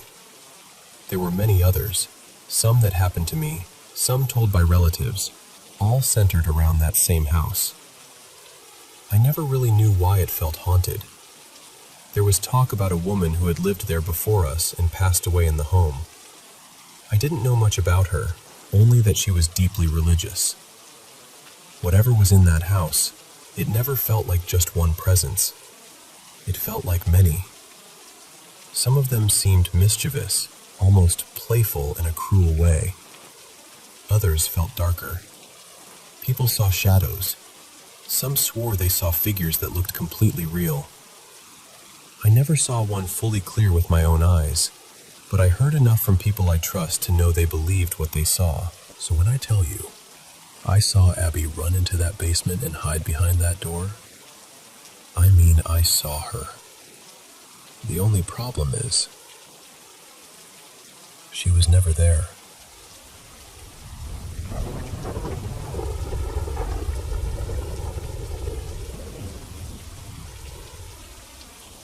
When I was about 9, my mom and I moved out to my grandmother's horse ranch, and that's where everything started. Even now, my mom says one of the biggest mistakes she ever made was giving me the upstairs room on the left side of the house instead of the one across the hall. There was this little walk-in attic connected to my room, and from the beginning, she said it just didn't feel right in there. She couldn't really explain it. It just gave her a bad feeling. At first, nothing seemed too strange, but at night, if everything was really quiet, I'd hear what sounded like a baby crying. Faint. So faint that I kept telling myself it had to be coming from outside somewhere. The next morning, I asked my grandmother about it, and she told me maybe it was goats from a nearby property. That sounded reasonable enough, so I tried not to think too much about it. But after a while, little things started happening. I'd come home from school, and my radio would be playing a completely different station from the one I'd left it on.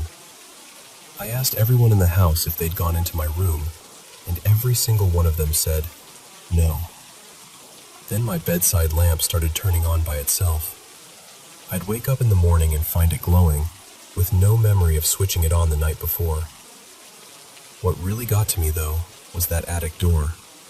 It started cracking open on its own at random times, even when no one had been in my room.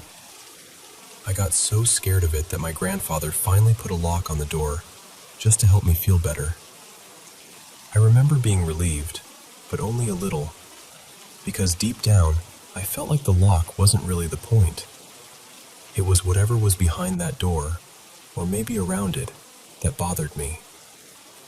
Then one morning, my grandmother was standing at the kitchen window, staring out toward the pasture. She called me over and told me to look. My grandfather was out in the field carrying a bucket of water, and he was talking like someone was walking right beside him. When he came back in, my grandmother asked him who he'd been talking to, and without even hesitating, he said, "Mr. Larkin." Just plain as day, like it was the most normal answer in the world. Then he stopped, blinked, and kind of laughed it off. He said he could have sworn there'd been a man walking with him, even though he knew that sounded ridiculous. Not long after that, we learned more about the land itself. There was a pasture where the mares used to gather under the only tree in the field. Over time, they'd kicked up so much dirt around it that old headstones started showing through the ground. That's how we found out the property had once had a family cemetery on it, long before the ranch was sold. Two of the graves were women who had died during childbirth. And then there was the old barn across the road. We later learned that decades earlier, a man had taken his own life there. So by then, all those strange little things didn't feel so little anymore. One morning on the school bus, something happened that I still think about all the time. Usually I was the first one picked up and the last one dropped off, but that day the route had changed, so there was already another kid on the bus when I got on. He waved me over and told me to sit with him. Almost immediately, he said his family used to live on our property. We talked about it for a minute, and then he got quiet. He looked at me and asked, "What room do you have?" I told him, and I will never forget the way his face changed.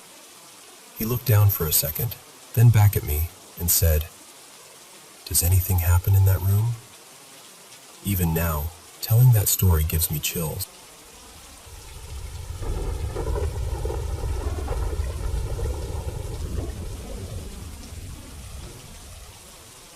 I want to tell you something that's been passed down in my family for years. It happened to my grandmother when she was still a young woman, and it's one of those stories that never changed, no matter who told it. I heard it from her myself more than once, and my mother told it the exact same way. Back then, my grandmother, her name was Mara, was in her early 30s, living in a small village with her two little children. One evening, they were on their way home from the fields in an old wooden cart pulled by a pair of oxen.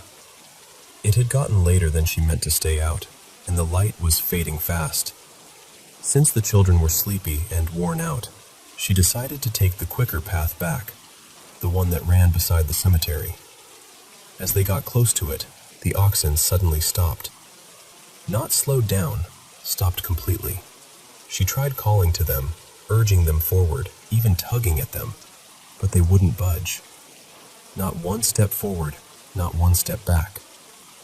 She always said the animals were trembling, slick with sweat, breathing so hard it frightened her. It was like they were panicking over something she couldn't see, yet somehow they were frozen in place. That was when fear really set in. So she started praying, quietly at first, then more earnestly. Just the prayers she knew by heart, the ones that came to her in that moment. And the second she finished, the oxen lurched forward. But they didn't just start walking again. They bolted. They ran as if something behind them had broken loose and was chasing them. Then one of the children, my mother's brother, who was just a little boy then, started crying and shouting. He kept pointing behind the cart, terrified, saying there was someone there. He said it was a bald man following them. My grandmother turned to look, and she always said she saw something too.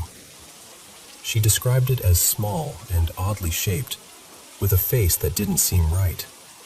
Not exactly human, not exactly anything she could explain. Just something that felt wrong the moment she saw it. She didn't stop the cart. She didn't look back again. She just held on to the children and let the oxen run until they reached home. What always stayed with me is that she never told this story to scare anyone. She never dressed it up or tried to make it sound bigger than it was. She simply said that was what happened that night, and from then on, she never took that cemetery road again. In our family, nobody has ever claimed to know what she saw. We've only ever said the same thing. Something strange happened out there that night. And honestly, I still wonder whether other families have stories like this too. About cemeteries, animals suddenly freezing, or old encounters that were never really explained.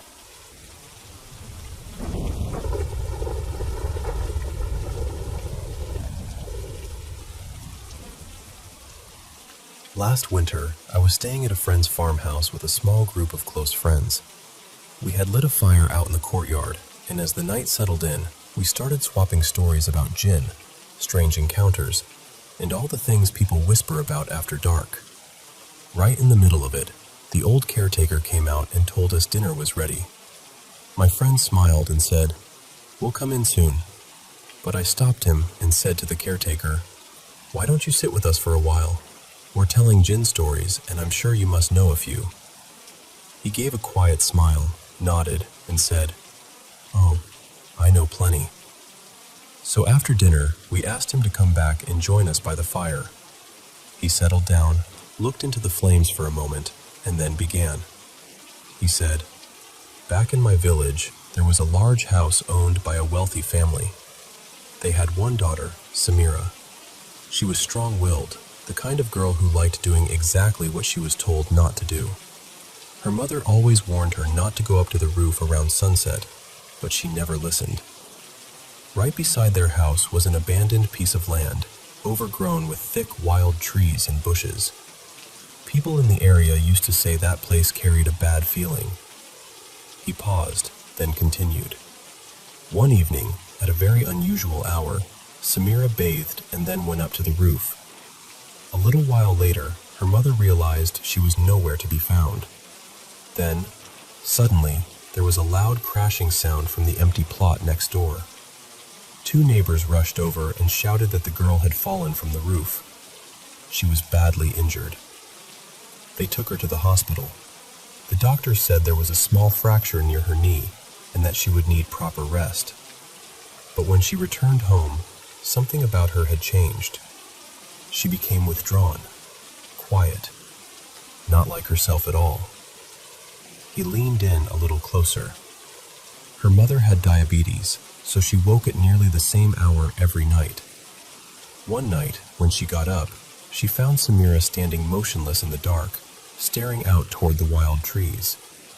When her mother gently touched her shoulder, the girl jerked in surprise and said, "How did I get here?" At first, the family thought she was just traumatized from the fall. But then her grandmother came to visit and started talking about the wedding that was supposed to happen soon. Samira looked at her in a way that made everyone uncomfortable. Then, in a voice that didn't sound like hers at all, heavy and rough, she said, "What did you say, old woman?" After that, she made this deep growling sound and said, "I am the one from the empty land. That day, I pulled her to me. She will never marry. I have taken her." He shook his head slowly. The whole family heard it. Fear spread through the room. No one could move. They said the air itself felt cold. That was the moment they became convinced that something unnatural had taken hold of her. After that, she would let her hair loose, whip her head around wildly, stare with huge eyes, and laugh in this sharp, chilling way. And you know how small towns are. News spreads before the day is over. Soon, everyone was saying the girl was possessed. The man she was engaged to also heard about it. His family came to see for themselves. The moment Samira saw him, she burst into laughter and said in that same deep voice, "You? You still want to marry her?" Then she snapped her fingers and said, "I'll send you somewhere you'll never return from." The poor man fled. He sighed before going on. Then one day, a man from a nearby town appeared at their door. He said he had heard about the girl and believed he could cure her. At first, the family wanted nothing to do with him and tried to shut the door. But he stopped them and said, "At least let me try." They were exhausted by then, desperate and worn down, so they agreed to listen. But the man had one condition. The caretaker looked around at us before continuing. He said, "My treatment will only work if you promise to marry your daughter to me." We all went silent. He said, "Of course the family was furious. Who asks for something like that?" But the man kept talking. He said, "Think carefully. The whole town knows about her condition now. Who else will marry her? I'll cure her, and I'll marry her. This isn't even my profession. I have a regular job. This is simply knowledge I have." The family struggled with it, but they felt trapped. No respected family would now agree to marry their son to her. Under normal circumstances, they would never even have considered this man. But helpless people often agree to things they would once have rejected. In the end, they said yes. He made an arrangement with them. Half the treatment before the wedding, the rest after. And strangely enough, Samira did begin to improve. The growling stopped. She spoke more normally, though sometimes she would still laugh for no reason. The man told them, that too will disappear after marriage. And so they were married. He looked down at his hands. For nearly 2 years, everything seemed peaceful. It looked as if she had truly been healed. Then one day, she came to visit her parents. I happened to be there, doing some work outside. By chance, I overheard her speaking softly to her husband. The fire crackled while he spoke.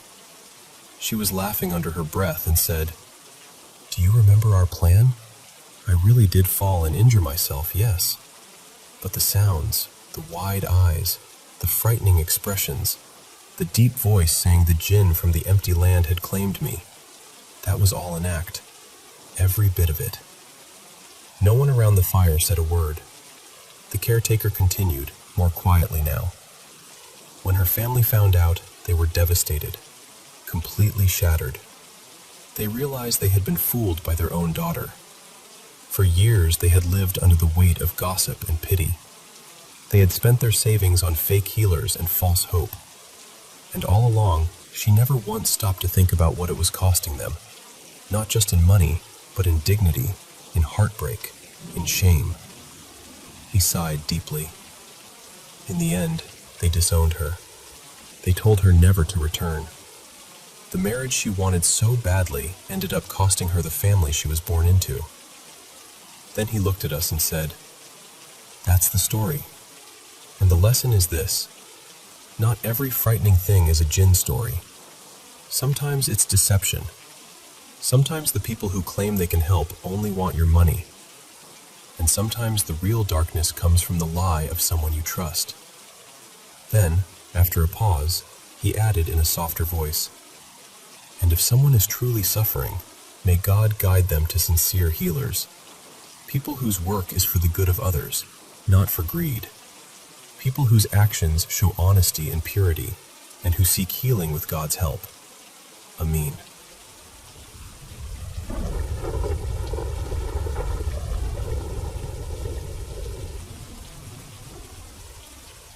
You know, I've told this story a few times, but every time I do, I still get that same uneasy feeling. My dad bought this old building back in 2009. It was this sturdy 2-story sandstone place with a lot of history packed into it. Over the years, it had been an inn, a gas station, a little cafe, and at one point, the owners even lived upstairs.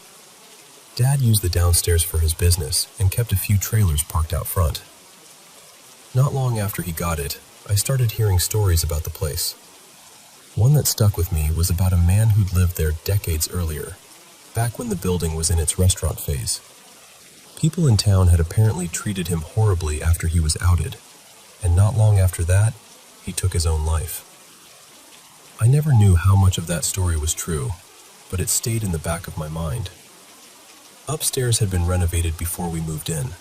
It was basically one giant open room, the kind of space that had to be a bedroom, living room, and dining room all at once.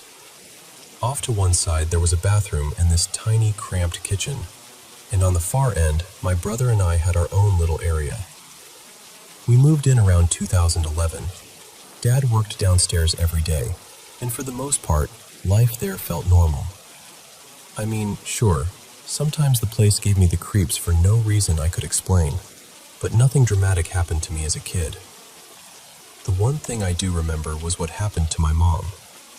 One night she woke up completely frozen, totally aware but unable to move. She said it felt like something heavy and dark was pressing down on her chest, like the room itself had turned wrong somehow. She couldn't breathe properly until it finally passed. A few years later, around 2014, we moved into a regular house, but Dad still had his shop downstairs, and I worked with him there. One afternoon, I got ridiculously tired and decided to go upstairs to nap. My parents had left an old mattress there, so I just dropped down on it face first and passed out. When I woke up, all 4 of my limbs were stretched out, like I'd been pinned into place. I couldn't move. It was sleep paralysis, but worse than anything I'd ever heard described. I could feel pressure on my wrists and ankles, and there was this strange tingling all through my body as I started coming to. Then I heard this faint chanting right behind my head. Not English, not anything I recognized, just soft and rhythmic and wrong. When it finally let go, I didn't jump up screaming or anything. I just lay there, staring around the room, trying to act calm while feeling absolutely rattled. Then I got up and left. That was the last time I ever took a nap there alone. Later on, a friend of mine, Ophelia, moved in for a while because she needed a place to stay. She used to say, flat out, "This place is haunted." She didn't really have a big dramatic story to go with it, just a deep certainty. Mostly she talked about the atmosphere, how heavy and uncomfortable it felt. I told her about what I'd experienced, and she stayed about a year before moving on for unrelated reasons. Then, around 2017, my uncle moved in. He'd come up from Texas after his marriage fell apart and his business collapsed. He started working for my dad too, and honestly, that whole stretch of time was rough. He was carrying a lot, and you could feel it. Eventually, he took his own life. I remember going to the apartment after reading the goodbye post he left online, and the whole place felt darker than I'd ever felt it before. His laptop was still sitting on the table with some medical diagram of the heart on the screen. He had gone out to the side of the highway several miles away and shot himself there. That memory stayed with me in a way I can't really explain. It felt like the apartment absorbed every tragedy that touched it. Mine was vivid and awful. A man walked into the local grocery store and shot himself right in front of me. Sadie's was different, but just as disturbing. In hers, she was trying to talk to her mom, but her mom couldn't hear her. Then in the dream, she realized she had died and was the one haunting the room. We woke up and told each other what we'd dreamed, and it shook us both. We tried to reason it out. Maybe it was just suggestion. Maybe we already knew too much about the place. But still, it was unsettling. Not long after that, we adopted a cat and named her Lady. Within days, she made it very clear there was one particular part of that apartment she did not trust. It was this open closet area in the corner near the bathroom door. The first time we really noticed it, Sadie and I were both in the bathroom when Lady trotted over to the doorway, looked sharply into that corner, and froze. Her whole body puffed up. She turned sideways like cats do when they're terrified, and just stood there absolutely locked in. Sadie and I didn't say a word. We just looked at her, then at each other. And it kept happening, over and over. That same corner. She was fascinated by it, but also terrified of it. And honestly, once we started noticing her reactions, we got scared of it too. The apartment already felt off in general, even in broad daylight, but that corner felt especially wrong. One morning, while I was still asleep, Sadie got up to use the bathroom. While she was in there, Lady let out this scream from just outside the door. Not a yowl, not a hiss, not a regular cat noise. Sadie said it sounded horrific, like an animal in absolute panic. Her first thought was that Lady must have been badly hurt. She rushed out, heart pounding, and couldn't find her anywhere. Eventually she found her hiding behind the microwave, staring out with this terrified look on her face. I somehow slept through all of it, but when Sadie woke me up and told me what had happened, I remembered the dream I'd been having. In it, I was just falling down an endless staircase. That was the whole dream, just falling and falling. After that, Lady started hiding behind the microwave all the time. It became her safe place. And that scared us more than anything, honestly. We worried about her when we were gone. We started staying home more because we didn't want to leave her there alone. Then, the strangest confirmation came from downstairs. At the time, the lower floor was being rented by a native man named Jeff, who made regalia for dance ceremonies. One night, Sadie and I had a little fire going out back, and Jeff came over to smoke and chat. The conversation was casual at first, and then out of nowhere he asked, "Y'all got something weird going on upstairs?" I remember just staring at him. I asked, "Like paranormal weird?" And he said, "Yeah, this place is haunted. For real." That hit us hard because there was no real reason for him to know we'd been talking about it. It's not like we were shouting ghost stories out the window. So I asked him what he'd experienced. He said he'd had a few unsettling things happen downstairs, but what really got him was the noise from upstairs. He'd see us leave through the big front windows, watch our car pull away, and then minutes later hear somebody walking around up there. Not light little sounds either, not cat feet. Heavy footsteps. A grown man pacing back and forth from one side of the apartment to the other. The chills I got hearing that. I still remember them. Then he told us about one night he'd pulled up and seen a black figure moving inside downstairs. He thought somebody had broken in. He grabbed a huge knife, went in ready for a confrontation, and found the place locked and empty. No one there. Jeff said he'd been wanting to talk to us for a while, but didn't want to sound crazy. Then he offered to help. He told us he wanted to smudge the place, but that doing only downstairs wouldn't matter if whatever was there was throughout the whole building. He had a blend of cedars from different places, and said he'd smoke out his side if we did the same upstairs. He told us to open the windows and doors, let the smoke move through, and speak out loud. Tell whatever was there that it had overstayed its welcome, that the place belonged to the living now, and it needed to move on. So we did exactly that. Jeff texted me when he started downstairs, and Sadie and I began upstairs at the same time. I know this might sound dramatic, but the difference afterward was immediate. The apartment felt lighter, peaceful even. Lady stopped reacting to that corner. She stopped hiding. The strange, oppressive feeling that had settled over everything just lifted. Maybe somebody could call it placebo, and maybe that's fair, but all I know is it worked for us. Nothing happened after that. Not one thing. Before long, Sadie and I moved into a house, and thankfully, nothing followed us. Lady never showed any of those strange behaviors again either.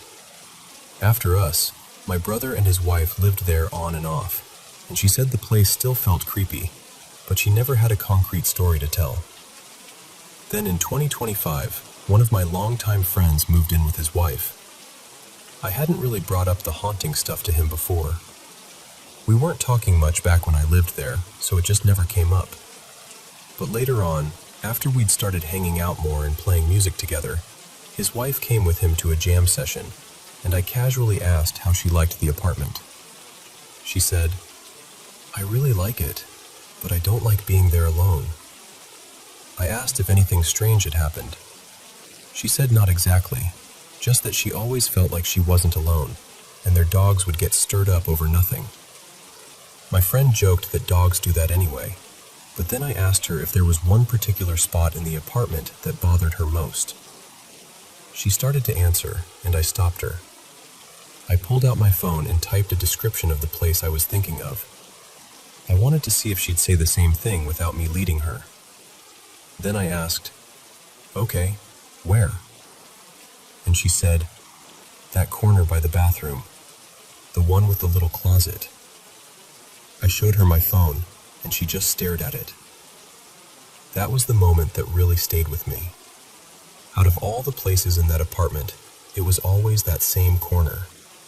Always. I've wondered a lot about why. I've wondered whether that old story about the man from decades ago connects to it somehow.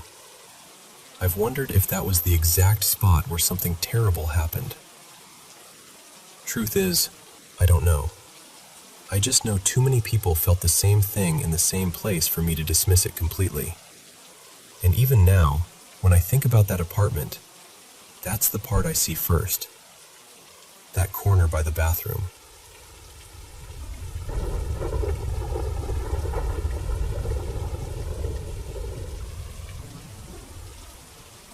I work maintenance at an apartment complex, and for a while there was this resident who kept reporting the same thing over and over, banging on his wall late at night. He was convinced it was coming from the woman in the unit next door. The problem was, she always denied it, and nobody could ever prove anything, so there really wasn't much we could do. Now, this building is mainly for elderly residents and people dealing with mental health challenges, so complaints like that weren't exactly unusual. Most of the time, things had an explanation, or at least, that's what I always told myself.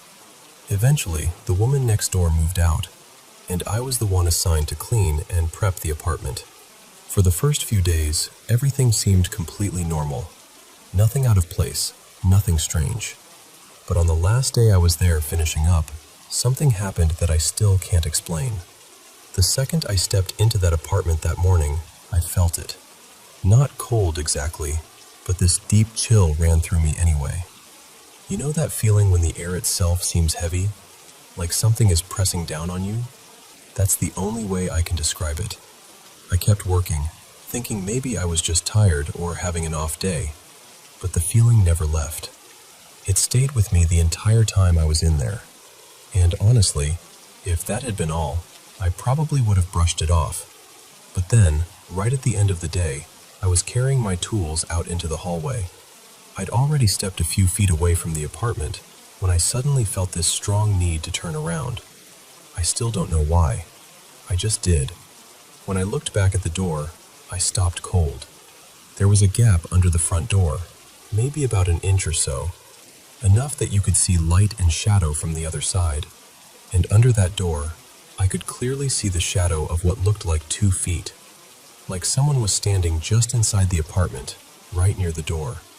I remember staring, trying to make sense of it, because I knew nobody was in there. I had been inside that unit all day. I would have seen anyone. My first thought was maybe it was some kind of light reflection, maybe a trick of the sun through the window. But then the shadow moved. Not flickered, not shifted, moved. It looked exactly like a person turning and walking away from the door. I'll tell you right now, I did not go back in there to investigate. Absolutely not. I just picked up my pace and kept walking. Later on, once I'd calmed down a little, I tried to explain it away. I went outside and checked around the building, thinking maybe someone had passed by the window and cast a shadow just right. But the layout didn't support that. The apartment windows faced the shaded side of the building, and with the roof hanging over that side, sunlight didn't hit in a way that could have made that kind of shadow. The sun was too high, the angles were wrong, and there just wasn't any clear way for a person outside to create what I saw under that door. I even considered whether maybe someone was shining a flashlight or some other light source from outside. That's the only halfway logical explanation I've ever been able to come up with. But even that feels like a stretch. The truth is, I still don't know what I saw. And yeah, before anyone asks, people have passed away in that building before. That's just the reality of a place where most of the residents are elderly. As for that specific apartment, I can't say for sure, but I wouldn't be surprised. One more thing that makes it even stranger. The resident who used to complain about the banging? He never made another complaint after that woman moved out. And the oddest part of all, the woman who had lived there, Marina, used a wheelchair. It was legs.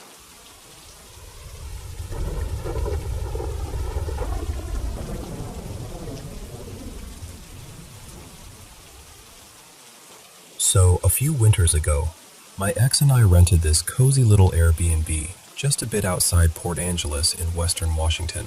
It was right around Christmas, tucked away in a quiet rural area, and the whole place felt still in that way only snowy places do.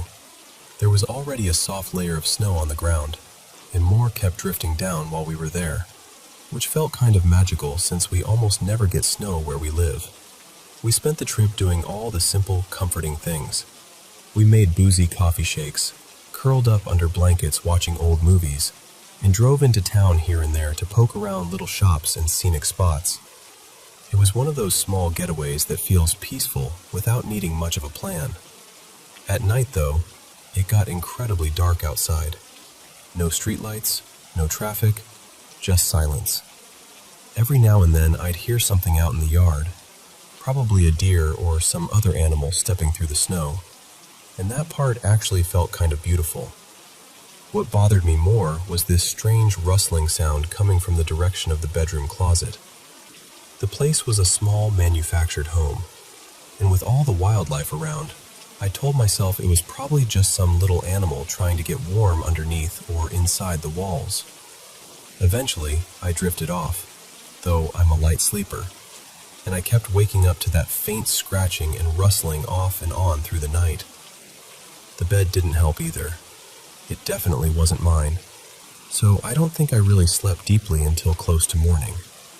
And then, out of nowhere, I woke up feeling like someone had their hand on my throat. It was sudden, firm pressure right across the front of my neck. I started coughing immediately, and just as fast as it came, it was gone. I remember jolting awake and snapping at my ex, thinking maybe his arm had somehow landed across me in his sleep. It didn't really make sense, but when you wake up like that, your brain reaches for whatever explanation it can. He turned toward me all groggy and confused and just mumbled, "What?" And in that instant, I knew it hadn't been him. He'd been sleeping with his back to me. Later that morning, when I was alone in the bedroom, I looked toward the closet and told whatever was there to leave me alone. Not politely either, just very directly. After that, I still heard a little rustling the following night, but nothing touched me again. It definitely shook me in the moment, that feeling of being strangled awake. But honestly, I've had enough strange experiences over the years that I've learned not to completely fall apart every time something unexplainable happens. That doesn't mean I enjoy it.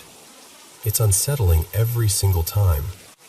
But compared to some other things I've experienced, this felt more like one sharp, eerie incident than something that lingered.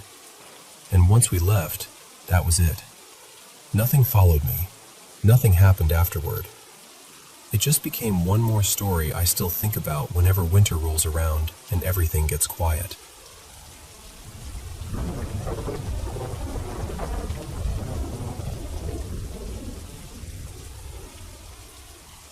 I was about 14 when this happened, and even now, years later, I can still picture it like it was right in front of me. It was a Saturday night, and I was home alone. My parents were both working late, and my older sister, Marissa, was sleeping over at a friend's place. That kind of thing wasn't unusual for us. We were pretty used to being in the house by ourselves, so I never really thought of myself as someone who got scared easily, especially not just because it was dark or quiet. It was close to midnight when I finally decided to go to bed. I climbed up into the top bunk, turned off my bedroom light, and got settled in. A few seconds later, I realized I'd left the bathroom light on. The bathroom was right across from my room, and because we always slept with our bedroom doors open back then, the light spilled out so brightly it lit up most of the hallway. So I started to climb back down from the bunk to go switch it off. And that's when I saw it. There was this tall, shadowy figure stepping out of the bathroom. I remember it so clearly it still unsettles me to talk about. It looked too tall for the doorway, like it had to reach up, grip the top of the frame, and duck its head to get through. Then it turned slowly and moved toward my sister's room. When it got there, it did the same thing again, grabbed the top of the doorway, lowered itself, and walked inside. The whole thing probably lasted 10 seconds, maybe less, but in my mind, it stretched out forever. What makes it so hard for me to dismiss is how clear everything looked. The hallway was bright. I wasn't dreaming. I wasn't half awake. I saw it, plain as day, and the second I realized what I was looking at, fear hit me so hard I completely froze. I didn't scream. I didn't run. I just slowly lowered myself back onto the bed and stayed completely still. I remember staring through this narrow gap between my mattress and the bed frame so I could keep my eyes on my sister's doorway, just waiting for that thing to come back out. But it never did. I stayed there, frozen, listening to every little sound in the house, too scared to move and too scared to even call out. I don't know why I didn't grab my phone or run downstairs. I think I was just in shock. Eventually, I heard the front door open. My parents were finally home. I jumped down from the bed, bolted downstairs, and told them what I'd seen. They looked confused more than anything and asked why I was still awake. That's when we realized it was already around 1 in the morning. I had been lying there, staring at that doorway, for over an hour. I told them everything, every detail, but they didn't believe me. I get it, I guess. To them, it probably sounded like a tired kid spooked by shadows. But it didn't feel like that. It felt real. Real in a way I still can't explain. That night, I shut my bedroom door before I went back upstairs, and after that, I never slept with it open again. When I told Marissa the next morning, she started closing hers too. And honestly, when you reduce it down, I know how it sounds. A teenager home alone late at night sees something strange and gets scared. That's an easy story to shrug off.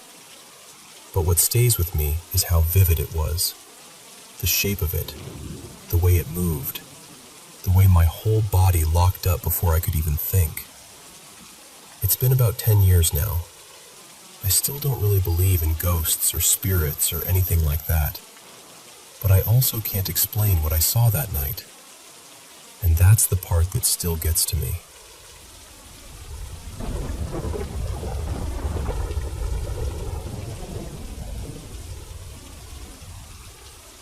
When I was little, I used to spend my school holidays at my mother's house in the village.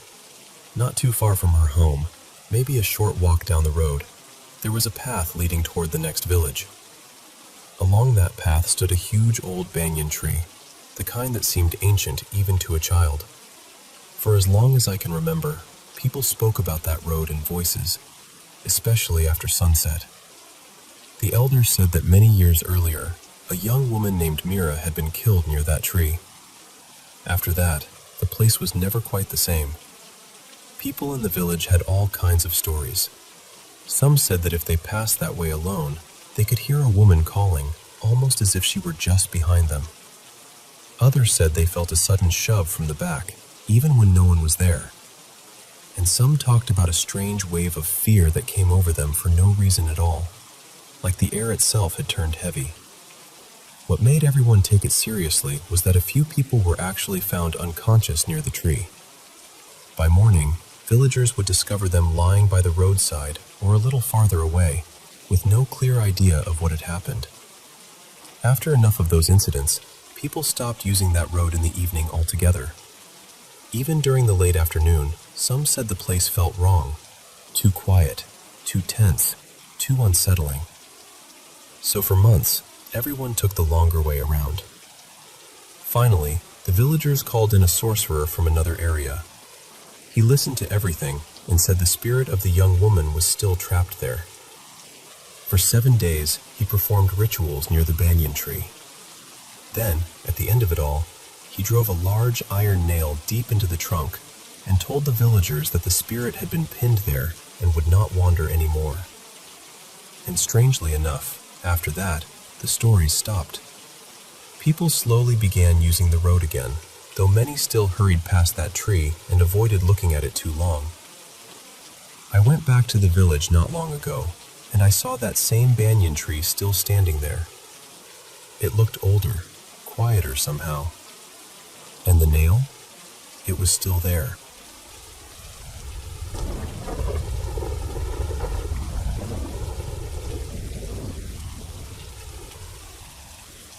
I still remember this so clearly because it happened during the lockdown in 2020, when life already felt eerie and uncertain. At the time, I was living with my mom in this old apartment building. It had 3 levels, and we were on the first floor. There were flats at each corner, with this open hollow space in the middle, and directly across from us was one apartment everyone in the building quietly avoided. People always said something was wrong with that place. So, the night this started, it was October 9th, 2020. Nothing unusual was going on. I was lying there playing a game on my phone, and my mom was watching one of her usual shows on TV. It felt like any other late night. Then I checked the time. It was 11:35 p.m. I got up to head to the bathroom, and the second I opened the door, I heard this strange sound.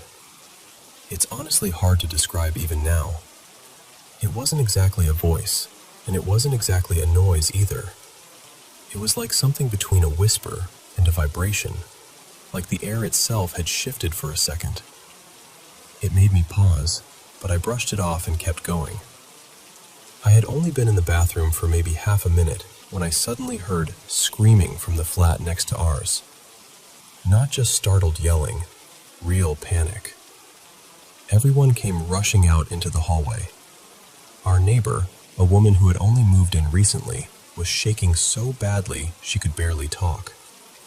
She said she had been tidying up her room when she saw a figure standing in the corner, just watching her. And then, right in front of her, it disappeared. The unsettling part was that she had no idea about the stories people told about that side of the building. She didn't know anything about the apartment across from us, or the rumors attached to it. I wish I could say that was the end of it, because honestly, that would have been easier to accept. But exactly 1 week later, it happened again. That night, I was sitting at home working on something, completely focused, when I heard that same strange sound. The second it reached my ears, this cold feeling ran through me. I turned and looked at the clock immediately. 11:35 p.m., the exact same time. This time, I didn't hesitate. I rushed straight to the door, and before I could even fully open it, another scream rang out, this time from a different neighbor. We all stepped out again, hearts pounding, and found him standing there pale and breathless. He said he had seen someone standing near his bedroom entrance. When he got up in shock, whatever it was darted toward the front door and vanished. Just gone. After that, nothing else happened while we stayed there, and we lived in that building for almost another year. No more sounds, no more screams, no more sightings. But even now, I can't shake the feeling that whatever it wasn't just there to scare people. It felt deliberate, like it was appearing for a reason, like it was trying, in its own strange way, to get someone's attention, or maybe tell us something we were never able to understand.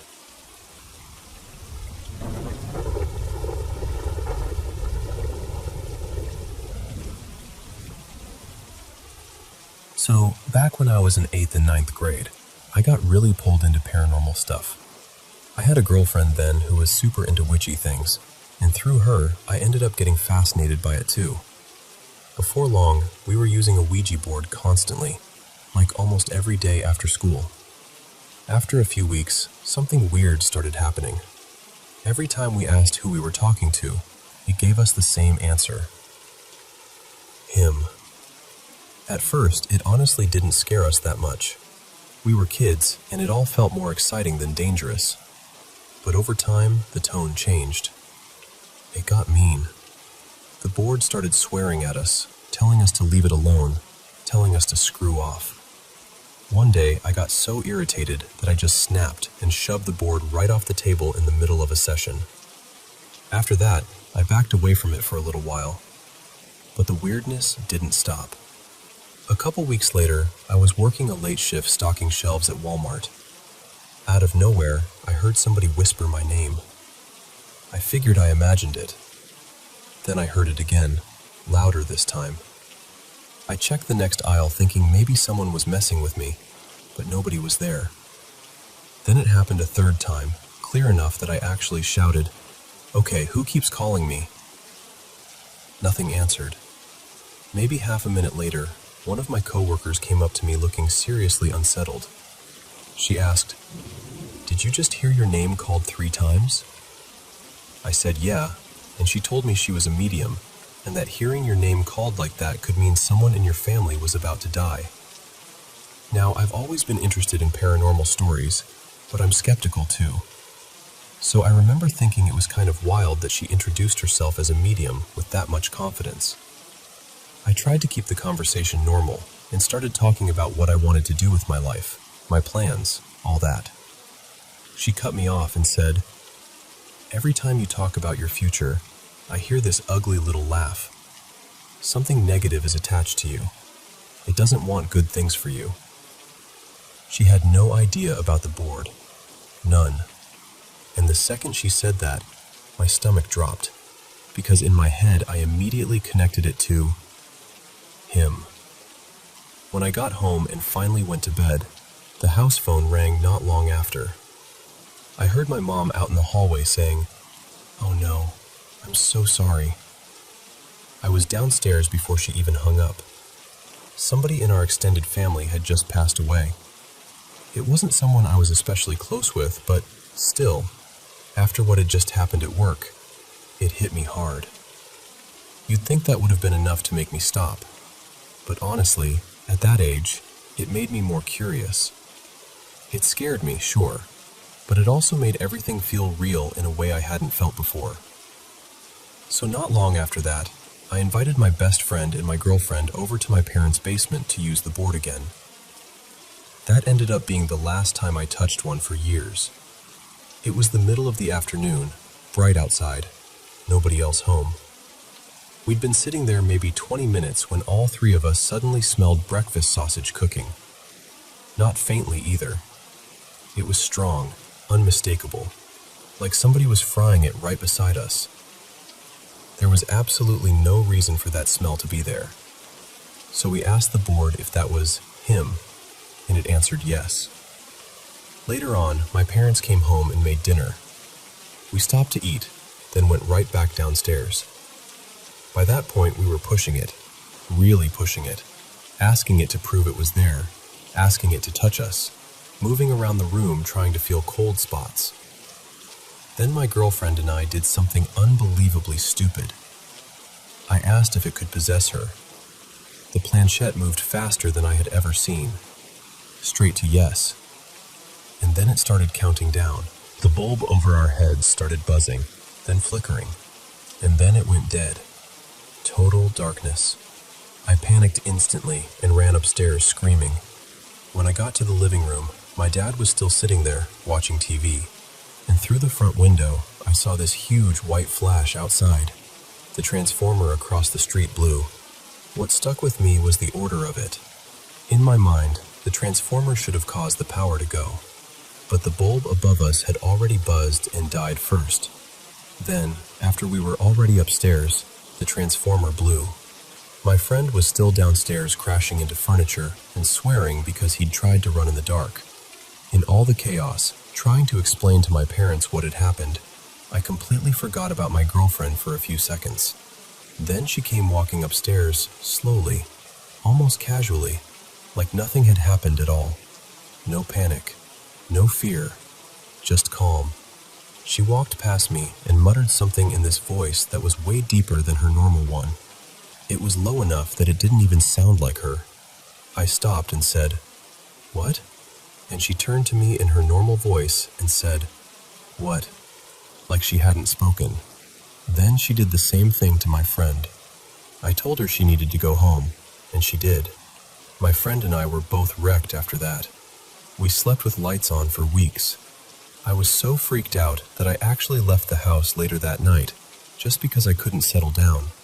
My parents told me afterward it was all coincidence, that maybe a branch had hit something outside. I accepted that for a long time. But years later, at a family gathering, it came up again, and they admitted they'd only called it a coincidence to calm me down. There hadn't even been any wind that night. A few years passed before I touched a board again. By then, I was in high school and dating a new girl, Sadie. I told her everything that had happened back in 8th grade. Instead of getting creeped out, she and her sister got completely fascinated. They wanted to try it themselves. Sadie's dad lived out in the country in this huge house with a finished basement and a long hallway that always felt wrong somehow. You know that feeling when you turn off the light and suddenly it feels like you need to sprint because you don't want to be the last person in the dark? That was the vibe of that hallway. Even before we ever used the board there, they hated walking through it at night. So of course that's exactly where they wanted to set everything up. We went down into the rec room beside the hallway, turned off the main lights, and sat with just a few candles lit. I started by asking if anyone was there. At first, the board barely moved. It was painfully slow, but the longer we sat there, the faster it started going. At one point, I remembered hearing people say that if everybody closed their eyes, the board wouldn't be able to spell anything real. So we tested it. We closed our eyes, kept our fingers on the planchette, and it didn't spell a single thing. We opened our eyes and started laughing. The whole mood broke. I leaned back and started saying, "Yeah, okay, this is total bull." And then the door to the hallway slammed. Not drifted, not clicked shut. Slammed. Hard. Violently. Like someone had put their whole body into it. The girls screamed and told me to go check. I looked around for an open window, a draft, anything. Nothing. It was winter. The house was shut tight. I ran upstairs thinking maybe someone was pranking us, but when I got there, Sadie's dad, his girlfriend, and one of the older sisters were just sitting in the living room watching TV. Nobody had moved. Nobody was out of breath. Nobody even looked guilty. They were just confused when I asked. The second I said that, we heard knocking from the little side room off the rec room. That became the pattern.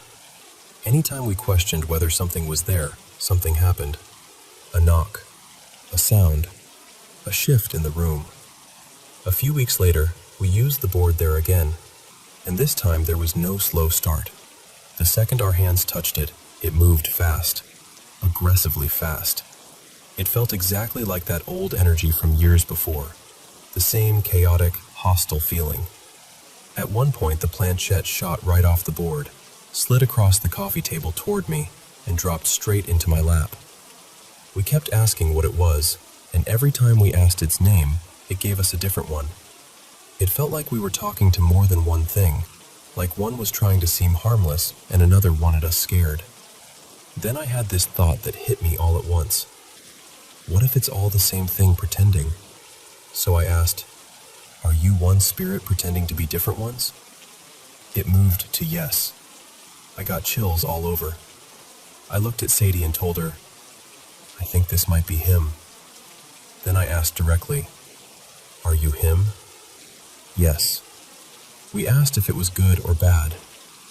It spelled out evil. We asked if it wanted us there. Yes again. And during all these pauses, we kept catching movement out of the corners of our eyes.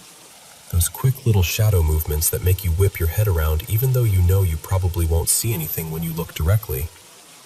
Finally, I asked, "What do you want?" It moved slower then, deliberately. K-I-L-L.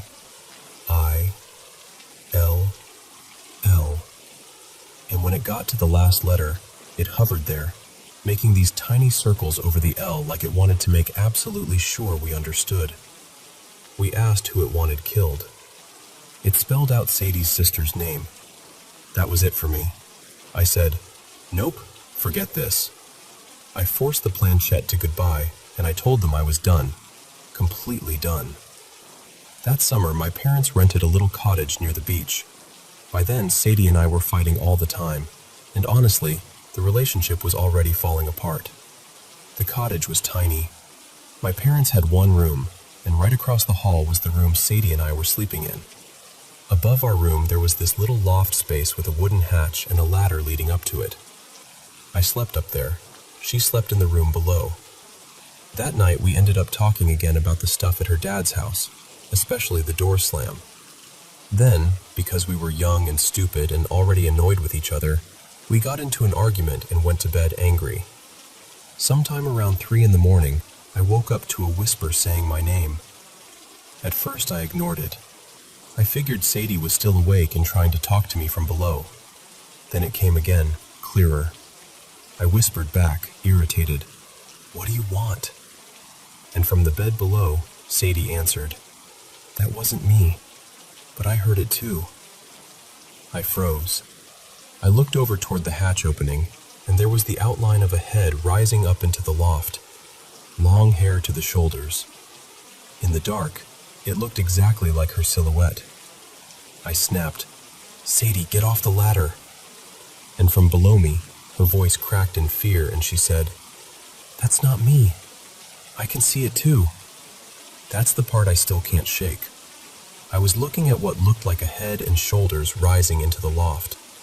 She was looking from below at what looked like a body standing on the ladder. We were both seeing different parts of the same figure at the same time. We both lunged for the lights. Once they were on, that was it. No more sleep. No more darkness. I dragged my pillow over by the hatch and stayed there the rest of the night, keeping her in sight, both of us wide awake until morning. And after that, I was done with Ouija boards for good. That was the moment I finally felt, deep down, that whatever had been following me all those years had gotten close enough. And I never wanted to invite it in again.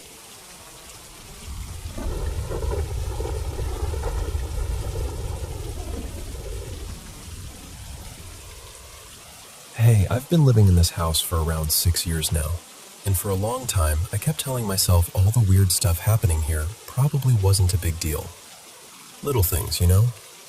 Catching movement out of the corner of my eye, hearing sounds I couldn't explain, that kind of thing. I brushed it off for years because I didn't want to overreact. But about a year ago, it started feeling different.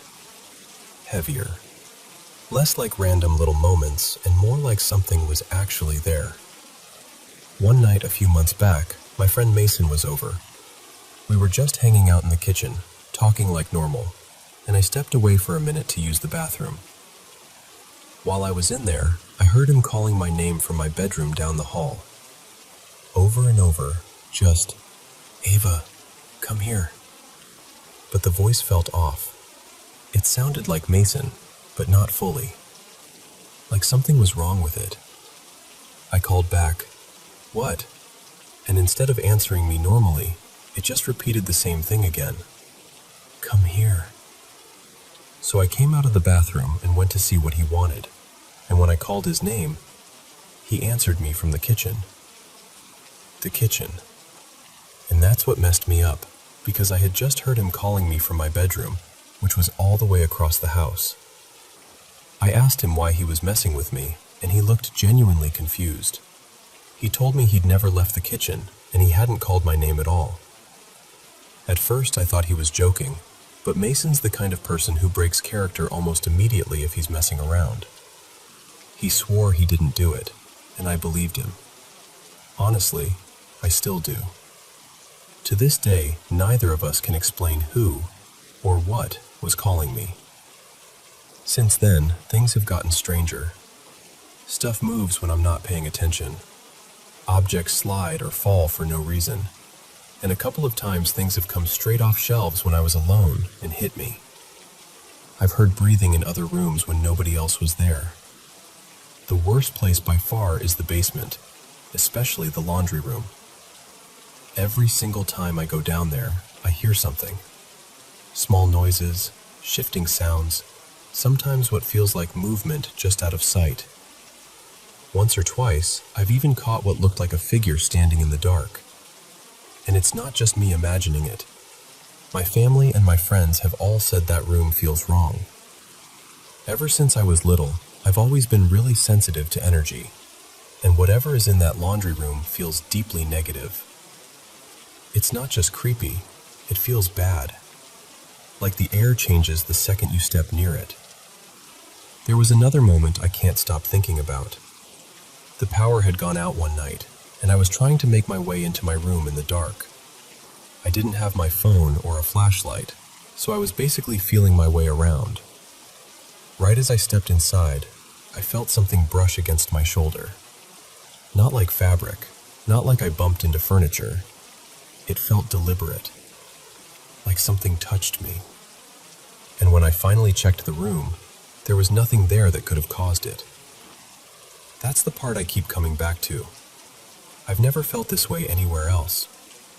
It's just this house. And I know how this sounds, but I'm not making this up, and I'm not disconnected from reality. I do have a therapist, and I'm not ignoring my mental health. I've thought about every logical explanation I can. but I'm scared. More scared than I used to be.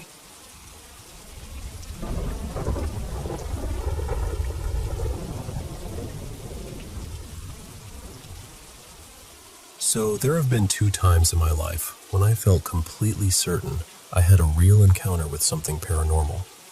I've moved around a lot over the years and lived in all kinds of places.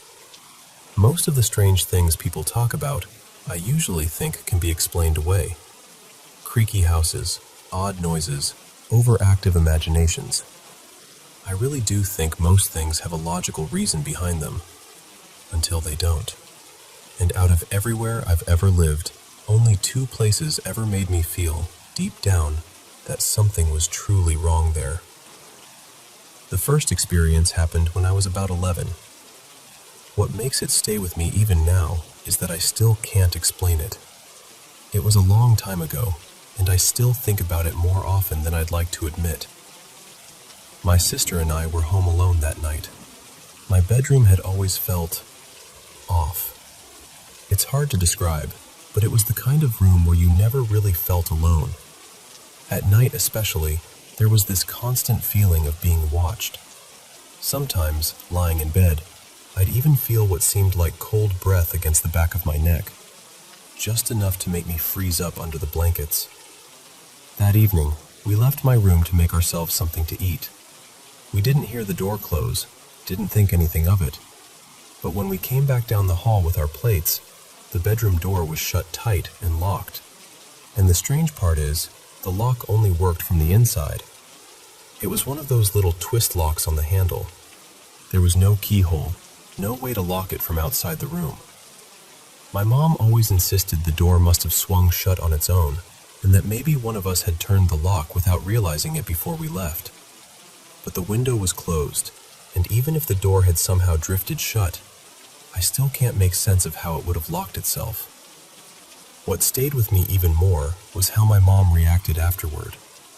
She had the lock removed not long after that. Then, within a few weeks, we moved out. For a while, we stayed at the house of the man who later became my stepfather, even though it made her commute way longer every day. Looking back now, I honestly think she knew something wasn't right in that house. I think she just didn't want us to be scared. The second experience happened years later, when I was 24. One night, my electronics started acting up in the weirdest way. Not all at once, just one thing after another, like something was trying to get my attention. I woke up at around 3 in the morning because a personal massager I owned had turned itself on by itself. I know that sounds ridiculous, but it scared the life out of me. I turned it off, tried to laugh it off, and went back to sleep. A little while later, it turned on again. I shut it off a second time, then a third. By that point, I was so unnerved that I finally took it outside and tossed it straight into the dumpster. What really got to me was that after that, it never made another sound. For the next few days, I'd walk past that dumpster half expecting to hear it rattling around in there, just to prove to myself it had only been broken. But every time, there was nothing. Just silence. After that, my computer started shutting itself off at random. I tried to be rational about it. I checked the temperature, messed with the settings, convinced myself it had to be overheating or pulling too much power. But eventually, I got so frustrated that I snapped. Out loud, to an empty room, I said, "Don't you dare shut this off again." The second the words left my mouth, the computer went black. That was the moment my stomach dropped. Not because one thing malfunctioned, but because 2 different things responded at once, like something had heard me. I moved out not long after that, and ever since then, I haven't had another experience like either of those. But those 2 places, I still can't explain them, and honestly, I'm not sure I want to.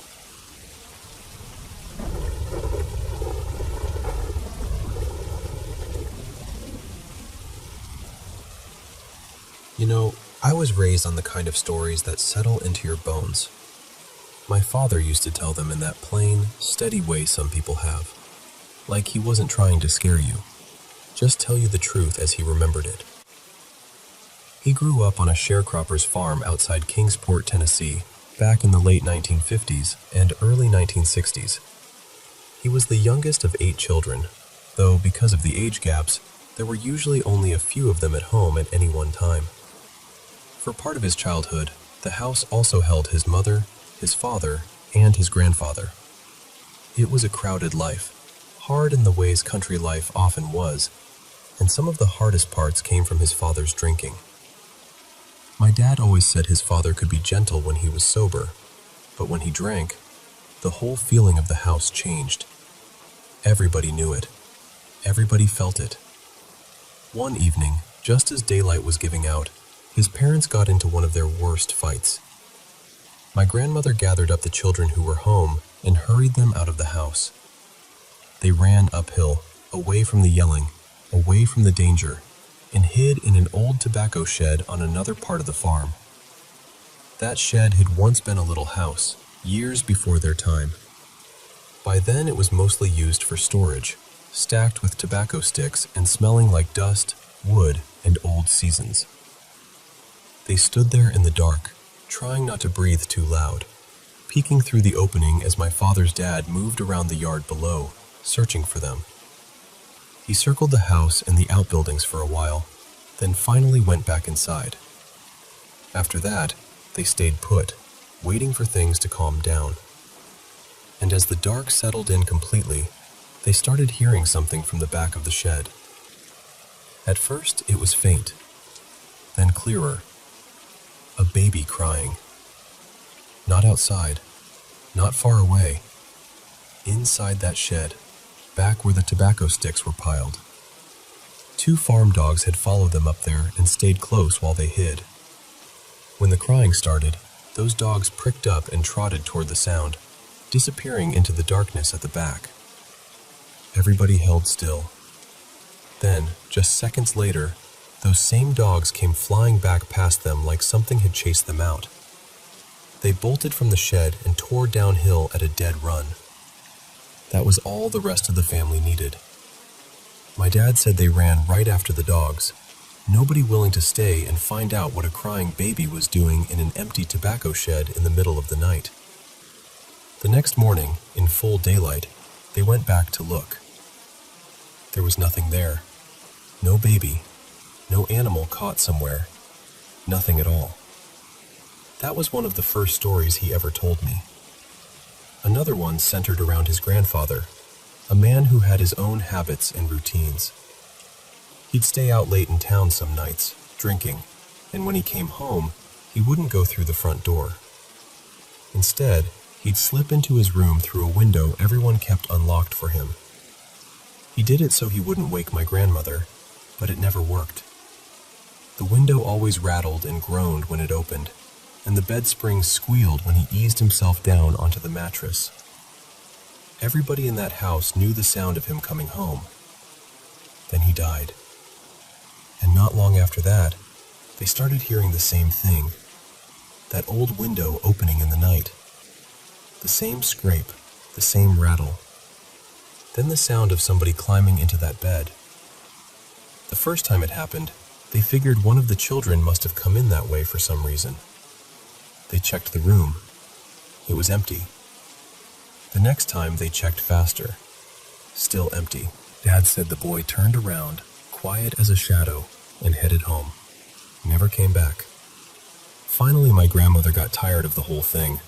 She told the boys to drag that bed out of the room and move it somewhere else. And once they did, the noises stopped. Just like that. Never happened again. There was another room with its own trouble. An old iron pot hung in the fireplace, and inside it rested a big brass spoon. They hardly used them, but every now and then, out of nowhere, they'd hear the sharp ringing of that spoon striking the pot. Every time they checked, nobody was there. Nothing was moving. No explanation at all.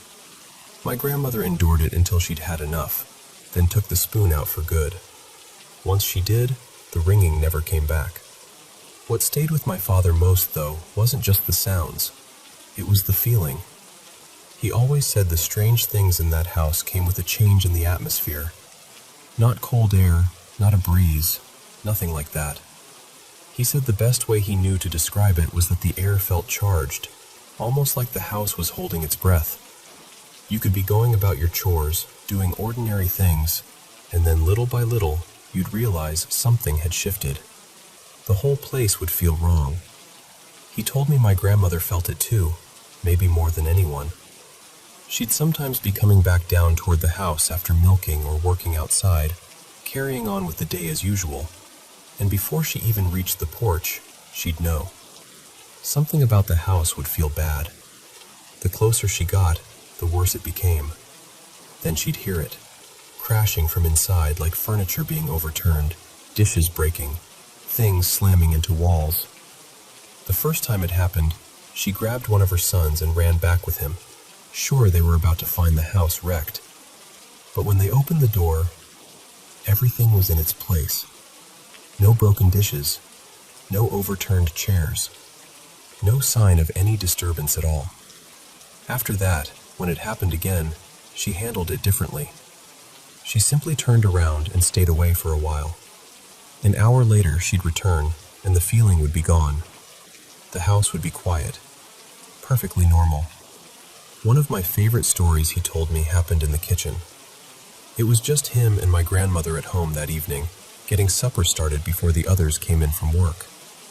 He was helping her prepare things, and after a while he started to feel it, that charge in the air. He noticed my grandmother had gone still too, glancing around without saying a word. Then came the knocking. Loud, hard. Not just somebody at the door, but the kind of pounding that feels angry. My dad moved automatically to answer it, and my grandmother snapped his name so sharply it stopped him cold. She told him not to open that door. She just stood there staring at it. Then the knocking came again, even harder. He started toward it a second time without thinking, and this time she caught him by the shoulders and held him back. Both of them stood there looking at that door, knowing full well it wasn't even locked. And then they heard footsteps, heavy footsteps. They began at that very door, the one that had never opened, and crossed the kitchen floor, slowly, deliberately, right in front of them. My father said those steps moved from one side of the kitchen to the other, as if somebody unseen had walked straight through the room. His mother and he just stood there frozen, watching nothing and hearing everything. The footsteps reached the far door, then stopped. Silence. And the second it went quiet, my grandmother grabbed him and ran. She yanked open the nearest door and pulled him outside so fast they barely touched the steps. He told another kitchen story too, one from a bright daytime, which somehow made it worse. Slow, loud, clear as anything. Only the hallway was in full view, and nobody was there. All three of them went silent. The footsteps stopped too. They stared at the empty hall, then at each other, wide-eyed and holding their breath. After a few moments, when nothing else happened, they started laughing the way people do when they're scared and trying not to be. One of his sisters, trying to be brave or maybe just trying to break the spell, called out, "Well then, come on in and eat with us."